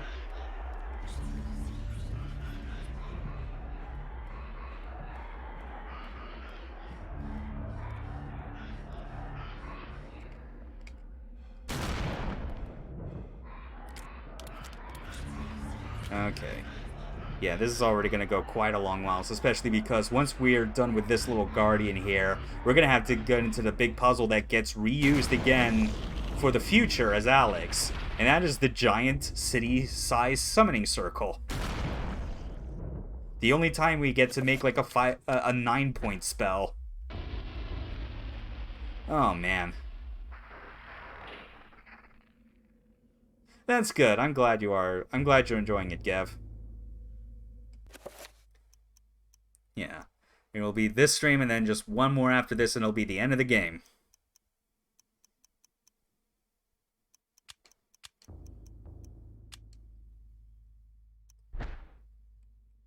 Oh, right. So... Oh yeah, that's right. There's the double shell that you can do. So, oh, man.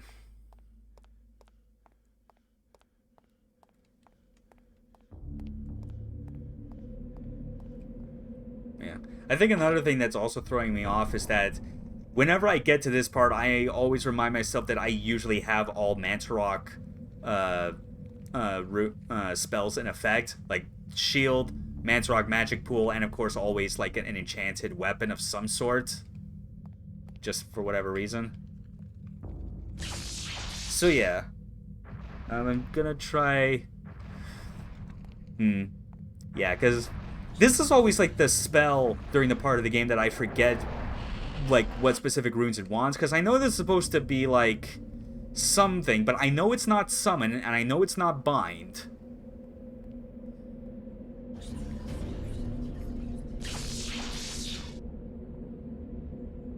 Yeah, I totally get that. Like, yeah. I don't deny it's like the genre standard, but it does get kind of annoying after a while.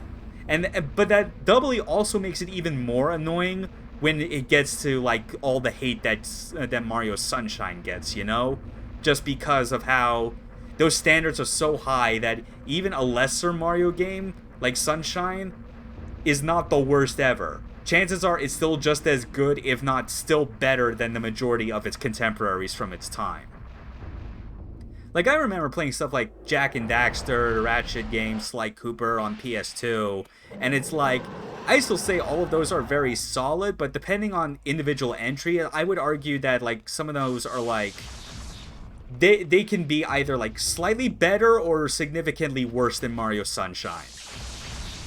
Like, the people that complain about how it's the worst thing ever clearly do not understand, like, their priorities or what's really bad until they've played more games beyond it. Exactly, yeah. Like, it's the sort of thing where, like, I can only imagine how much more insufferable it would be for other genres if they stayed so close to the same as, like, it has with, like, platformers for so long. You know? Because Doom used to be the gold standard when that came out. And then Half-Life happened. And then a whole lot of other games happened that made breakthroughs and, like, brought their own things to the table, you know? You know, not every genre needs to be measured as just this one gold standard above all type of thing. And then Halo. Yeah, even though I am always reluctant to say that just because I'm clear about my typical dislike of Halo.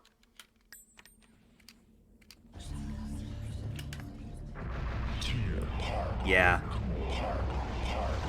Yeah, bad takes that come from just limited, like, knowledge or experience are the most frustrating. I typed it as a joke. Oh, well, could have fooled me, because I already know how much you've, like, talk a lot about, like, the specifics of Halo and what you like. Yeah, it legit ruined it on the whole, even if there are certain features it brought about that I think are technically a positive.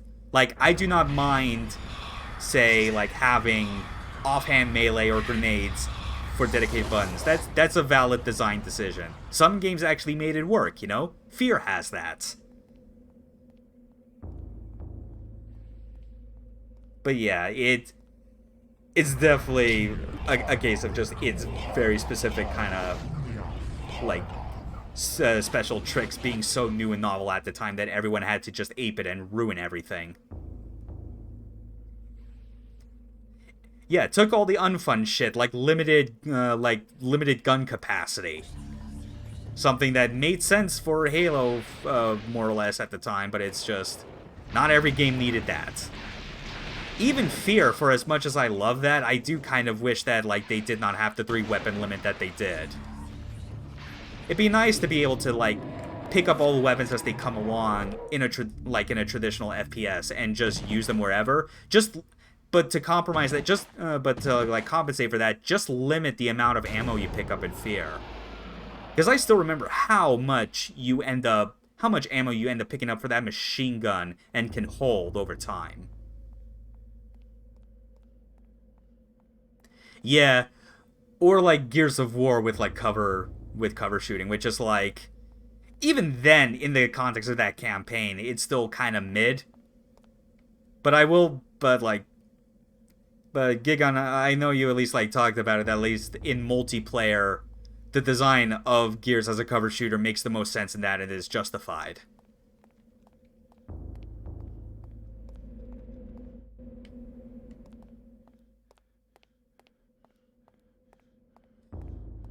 Oh, yeah.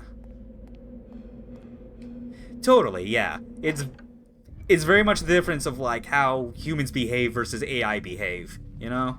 Even as someone as me that generally prefers single player because of the AI, it just doesn't generally lead itself to a lot of fun scenarios in a cover shooter scenario. Mm-hmm. Absolutely. Just not enough forcing you. Okay, now I'm trying to remember.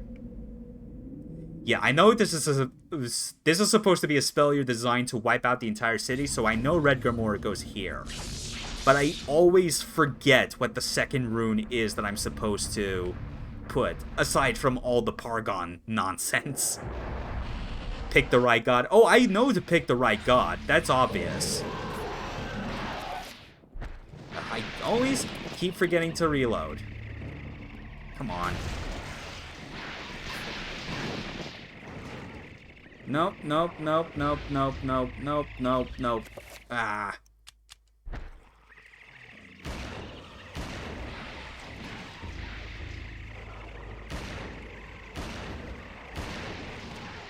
No, please don't.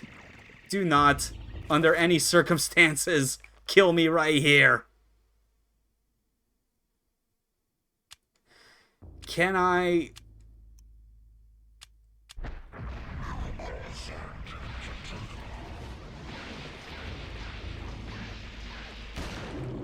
Oh, thank God, last bullet saved me. Oh, that was awful. Okay, seriously, I need to go back to using the Mantarok magic pool. I cannot be bothered trying to remember to manually heal my health every single time.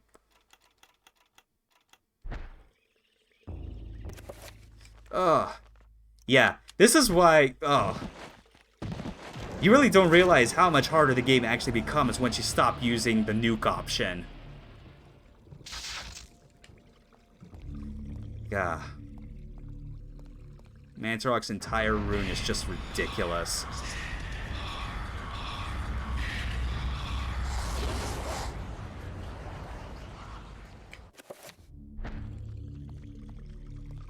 Yeah.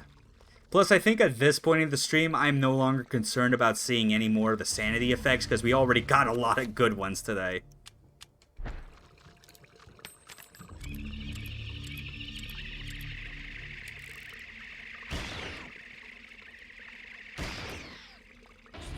Oh, man.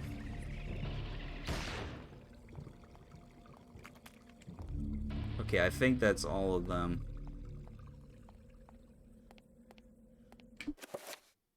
Is it going up? It should. Unless... Oh, no. Oh, right, because I turned on the shield instead. Why did I... Oh, man. I'm losing so much track of everything.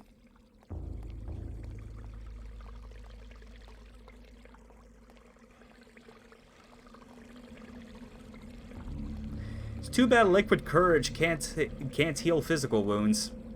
Or else I'd be chugging that all day in this chapter.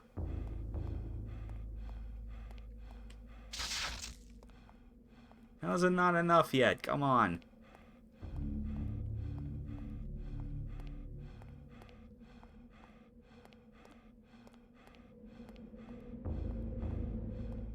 It sure makes you forget about them, though. Exactly! You know?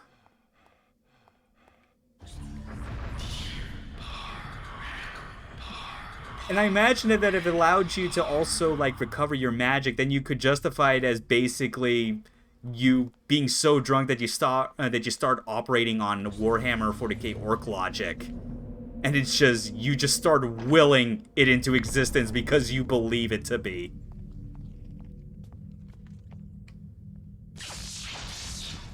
Okay.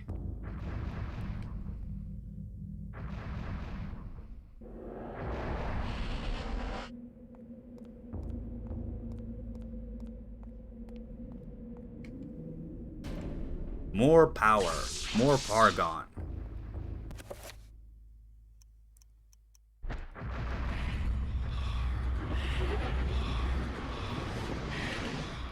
Another thing that still always like throws me for a loop with this game is like, even though I've said before that this game is like not is more of a horror themed adventure than it is survival horror, I still find myself wishing I could do what you could in classic Resident Evil, where you just reload in the menu. Cause man, those reload times can just be so painful to go through, especially in combat. More power to the God Hand. Berserk, not Capcom. Yeah, glad you specified.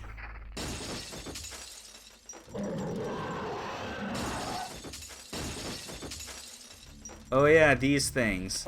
Now, I'm actually gonna... Because there is a horror in here, and I do still have the bind spell. Yeah, what was it again? Yeah, Bankrock and Aratech. Okay, I'm just gonna make a 7.1 for... Yeah, that was a green horror, so... Chaturga... Bankrock... Aratech... Yeah, and now we're just gonna cast that and see what happens.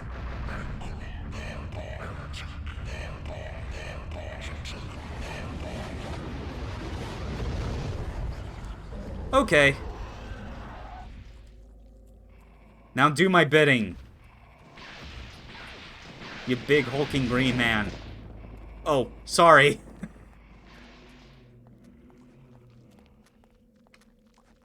Okay, this is a better view, I think.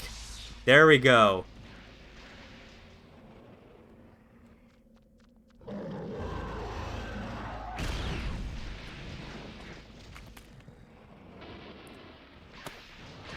Again, I love how this game, as soon as you get all of your runes halfway through the game, if you already know the combinations, you can go straight to using those spells before they give you the scroll that explains what they are.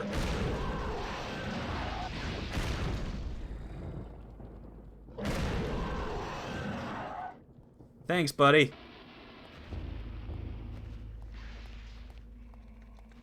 Just for that, I'm gonna let you live. Undead rapport spell. Pretty much. Yeah.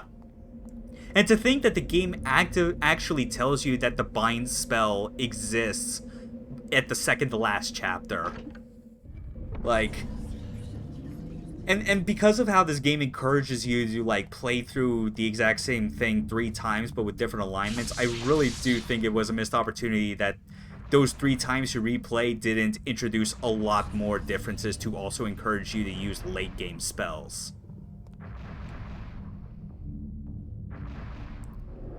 Because, like, game's already pretty long as it is. There are 12 chapters total, but I could imagine a version of this game where picking an alignment as pious not only, like, changes the enemies you face, but also changes the type of chapters you end up experiencing, you know? So that, like, there'd be more incentive to play through it 3 times because you wouldn't be you'd only be getting, like, a fraction of, like, all the events that lead up to the finale. And it'd be different. And then because you have other ancients besides the main 3, that would obviously lead into a 4th branch, where as soon as you have cleared all the first 3, you basically start getting stuff that completely throws the original plot out the window, because Mantarok is a time-manipulating monster.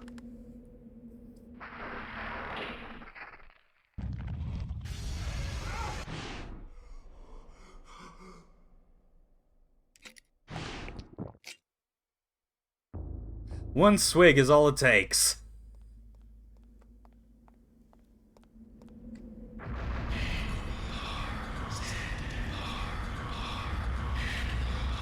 Yeah.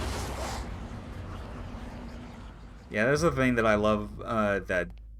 It's part of why I love the game, even though it's just as much a part of the critique, where it's like...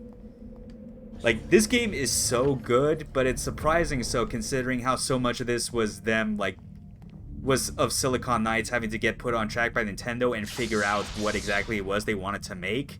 And they got most of the way there. There are obviously serious problems as far as, like, how much you can break the game apart with your magic. But it's the kind of thing where, like, you look at it and go, not even a remake, but just, well, not a sequel. Actually, I was meant to say, I wouldn't want a sequel, but I would definitely want, like, a proper, like, fully realized reimagining that could find ways to totally elevate these concepts. Breaking the game is fun, at least. Sure, to an extent. But I think it would be more fun to break the game if it was something where, like, you actually had all kinds of, like, different scenarios on each replay, and basically go all Yoko Taro with, like, with each replay actually being a continuation of the story and you get harder things. Like, that's basically what comes to mind. I basically want Yoko Taro's Eternal Darkness.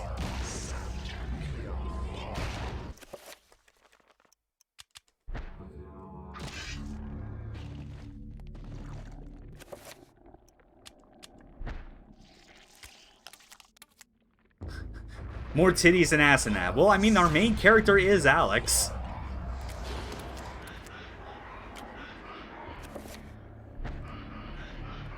Would not be out of the question.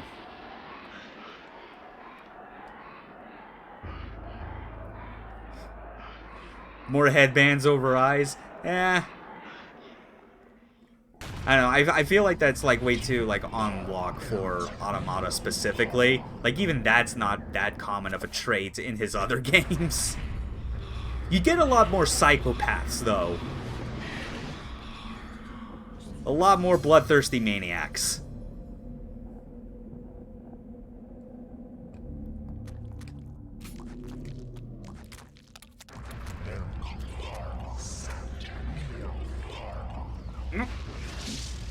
Flowers out of eyes too. Yeah. Among many other horrific things. Ah, oh, dang it, come on.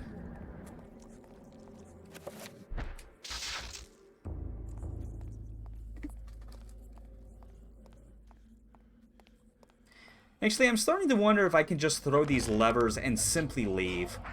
Yeah, I can. We're already past 2 hours. I generally don't have the stamina to go for, like, very long marathon-type sessions on streams, at least not yet. Or, actually more like, if ever. But I would much rather, like, get to the end of this chapter and rest up for tomorrow. Yeah, the remake is coming soon. I actually saw a pretty interesting tweet that I think reassured for me that even though the version of Nier is different from what everyone really wants, at least the localization and script is still in good hand. Because they actually updated some of the lines so that now Kaine curses even more. She's even more angry. I am all for this change. Yep. Oh, yeah. Alas, I won't have the money for it. Or the system, because it's in storage, but that's fine. Actually, I forget. Was there or was there not confirmed a PC version for it? Laura Bailey gonna get another performance award this year. Yeah, at least it will be for a role that is totally deserving of it anyway. That probably makes it sound way more harsh as far as, like, her other performances in other games, but whatever. It's hard to forget Kaine. Oh, it is on Steam. Okay. Yeah. But chances are, like any other big published game on Steam, it'll probably have Denuvo or some shit, so, like, I'm not gonna be able to pirate it. I'll just have to make do. Keep my money saved up for No More Heroes 3. And potentially System Shock Remake. Because now that's confirmed for this year. It does have Denuvo. Yeah, boo. Bah. Stupid DRM. But yeah, No More Heroes 3 and System Shock Remake. That's still on? You referring to the... Oh, System Shock? Yeah, totally. They dropped the final demo for it last week. I played through, or at least like this past weekend, I played through that. It's basically the medical deck, the very first level of System Shock, but now it's fully complete. And yeah, I say like the time they spent on it, especially with them having to restart development midway through, is now totally like is paying off. It felt really good.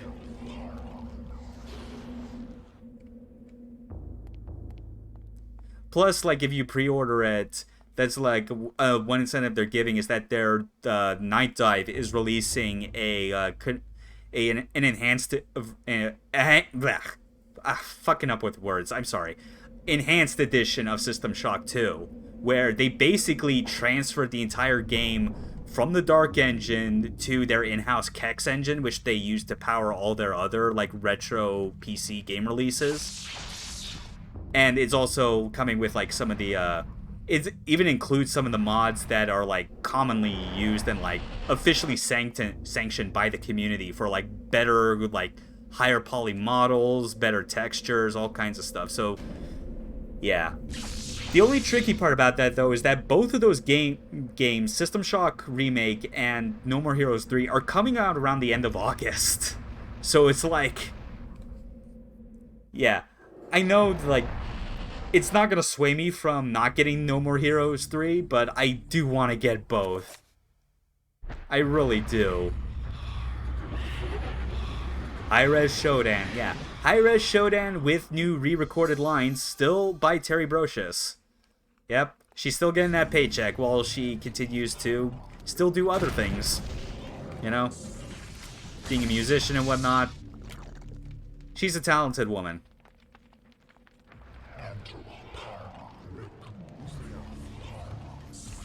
Yeah. But now I'm also being reminded of just how System Shock 3 is just no more. That, you know, like, that whole project just had to fall through.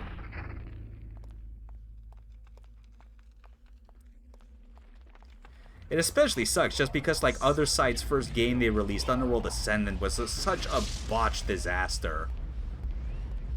Like, if you think about, like, all the, like, Kickstarter failures that everyone likes to highlight and mock, not enough gets talked about just how much Other Side screwed the pooch in trying to make their Ultima Underworld remake, or successor.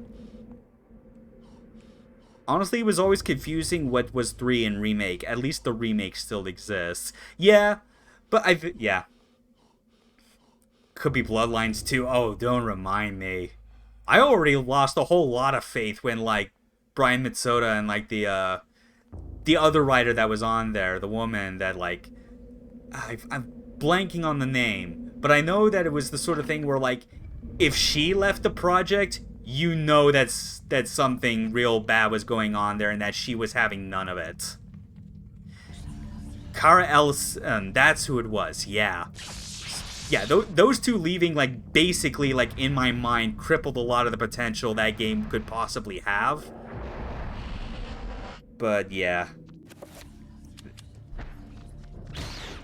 So, yeah, it's the sort of thing where I kind of joked, like, when I saw the news that, like, if Hard Labs being taken off the project is the publisher's way of trying to get Kara Ellison back on board after she ditched it, then it's probably still not gonna work, but good effort.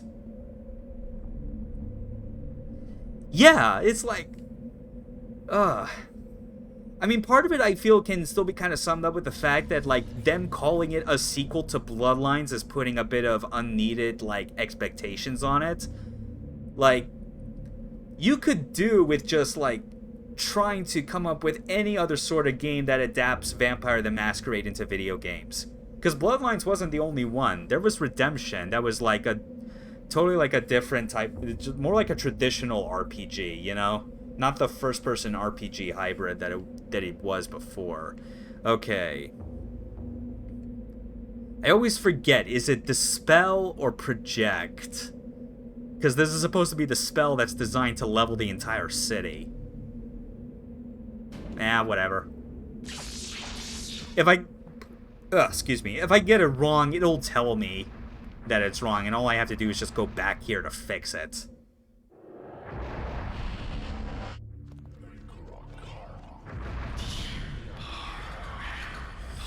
Whew.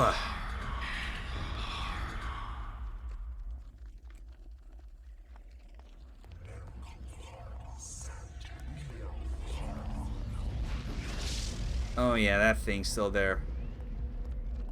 And I think it's actually blocking the lever, too. Yeah, because I think the lever might be up to the right.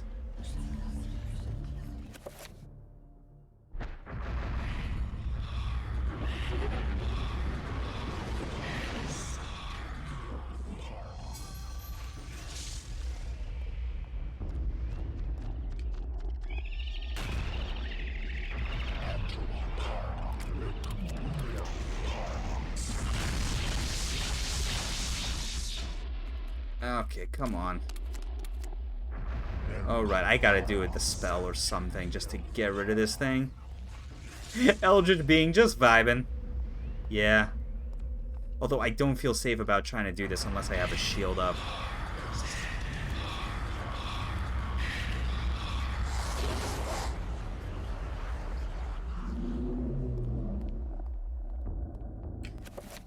You know, I'm tired of dealing with all these guns and, like, their limited ammo that you can hold in the long reload animations. I'm just gonna go back to the trusty saber. Screw it. Get some magic back.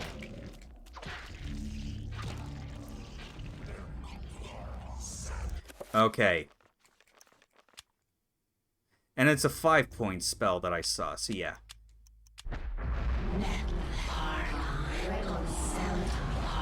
Eat this, you dumb outer space squid thing. There, thank you.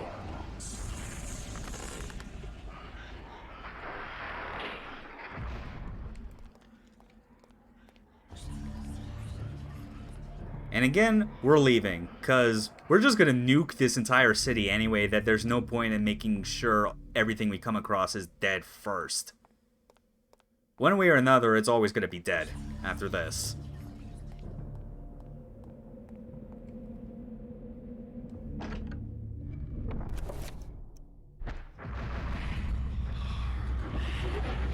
Oh, so close to the end, though. I can just taste it.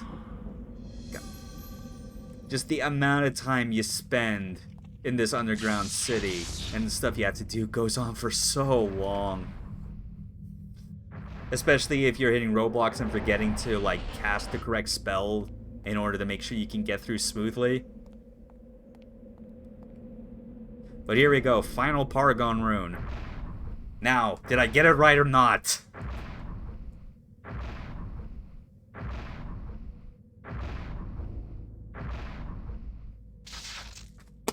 Ah! It had to have been that. What was it, answer block? Yeah, so it's not project. It's supposed to be the spell. Right, of course.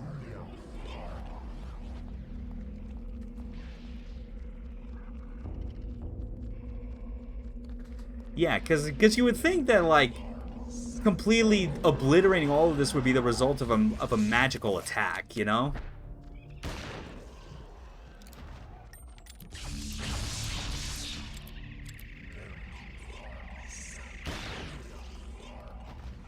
Oh wait, that's a, You know, I'm actually gonna take advantage again of our little, control bind creature spell.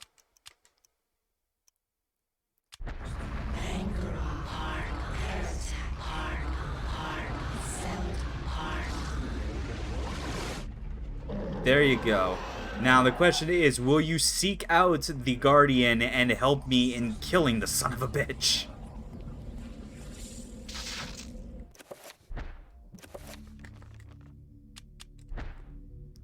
I still got my magic sword, though. Oh, no. Right, I gotta still... I still need to dispel it. Ah, crap. What was it? That was... Yeah, that's a 5-point. Oh yeah, I should mail it. Yeah. It still impresses me every time I come by the map screen when I'm in this area. I'm just amazed at just how detailed this layout is with so many different rooms. It is ridiculous. Okay, so... Dispel magic, cast, 5 points.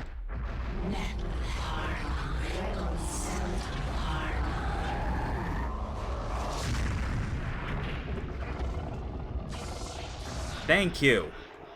I'll throw this lever and just be on my way. Thank you.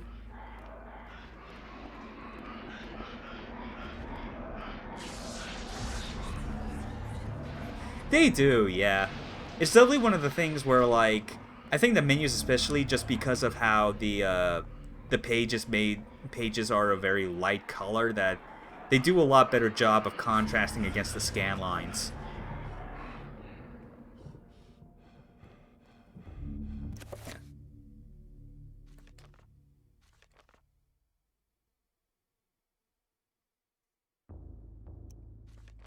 Mm-hmm. Yeah. Still all looks really good.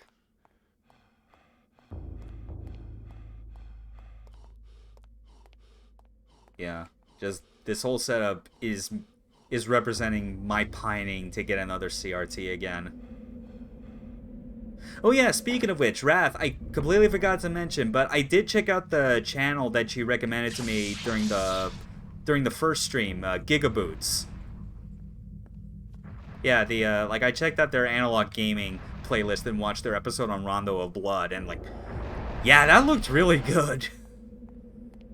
I'm kind of surprised they were able to get it looking that good and consistent, considering it was basically just them doing. Wait, why did I? Oh, god damn it, no. Yeah, the analog gaming thing. Yeah, from their playlist where they basically had a camera in front of a like in front of their CRT and like recording it in the best possible quality or footage. I cannot believe I went back to the same tower. I am an idiot. Yeah, they are, and I did also check out some of their other stuff, and yeah, they're a funny bunch, and like definitely got a lot of good content for all kinds of other games. Hey, Enemy Step, thanks for the follow.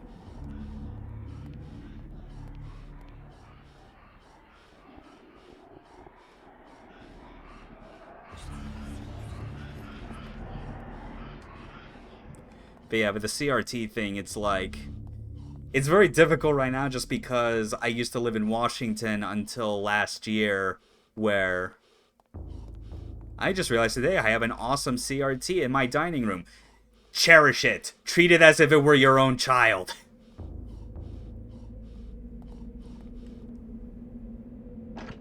Do it. Do it for my sake.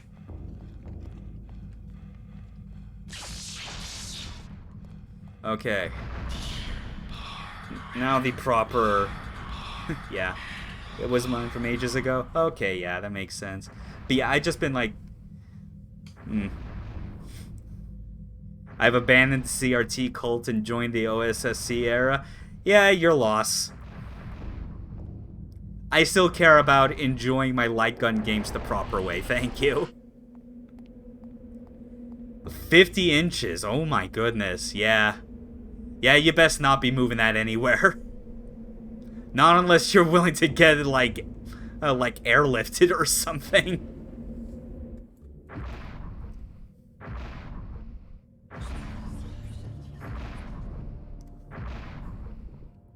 Yeah, for me, it's like with my setup, I'm currently debating on like... because I really don't want to have to move anywhere else unless like it's for the purpose of actually changing residence. Because I do not have the stamina or patience to deal with air travel anymore.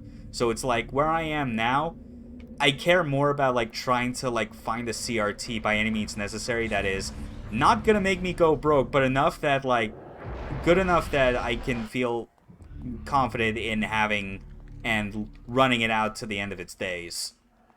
So like, and just where I am right now up in Alaska is like it feels infinitely harder trying to find a good deal on just someone dumping off their CRT they no longer use and can just pick up off the side of the street. Because that's how I got mine when I was in Washington. It was just a chance trip through Seattle. Someone just had like 2 old CRTs out on the sidewalk, asked them, hey, are these things free? And they're like, yeah, just take one, or both. And I only had room for one, so that's what I went with.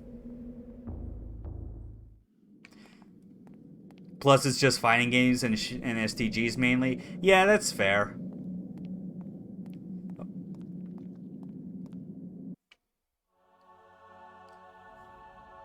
Here we are with a compressed cutscene, which I'm sure is made even better now with the presence of scan lines to help mask the compression. But that's it. That's the end of Edward's chapter. Oh my goodness. Coming up on 2.5 hours already, but we did it.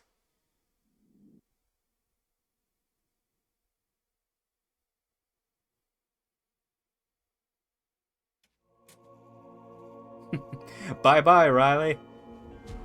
Yeah. Don't worry, we'll be back there soon.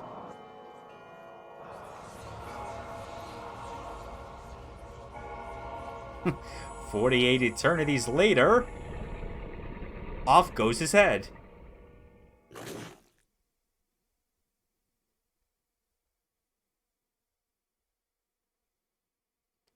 So yeah, that's it. That's the 10th chapter done. So next stream will be the final one where we be playing as Michael Edwards and finally finish the game as Alex. Report the destruction of the Guardian colony at the ruin of Enga. I am not without eyes, servant. I knew of their loss as it happened. It is not a concern of mine.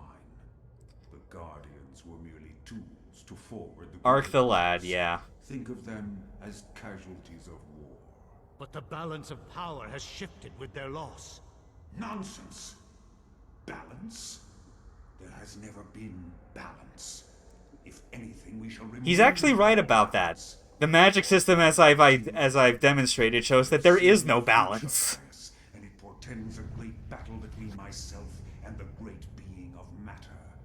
Chattur'gha will fall to my superiority. This cutscene and all its variants with the different alignments was always important to to realizing like what the true ending was leading to, Will be ready, you know? just the same. Because he's looking into a future, but it's not his own. Patient, my servant.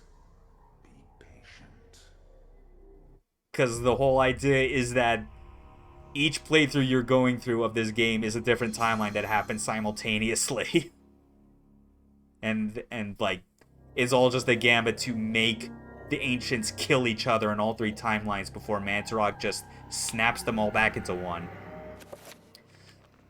Okay, so, that's it.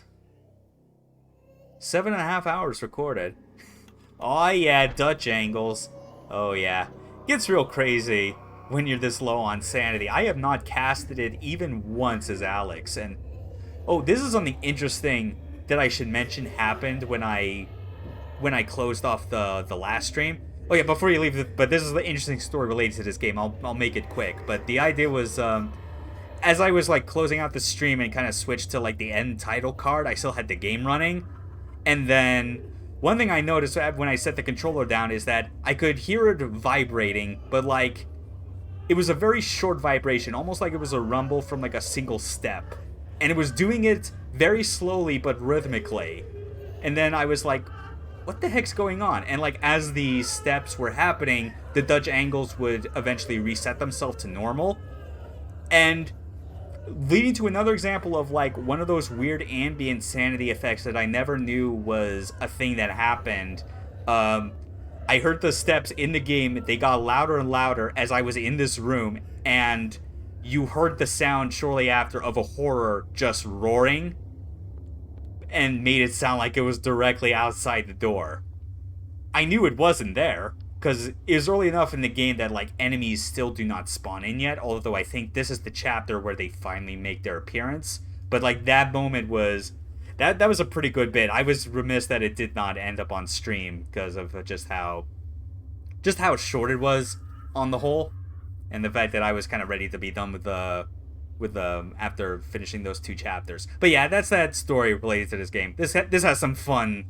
This has some fun ambient scares on top of all the really goofy sanity effects. It's so good. This game is so good. And tomorrow we'll be seeing the end of that at the same usual time, so be sure to check in for that. Good night, people.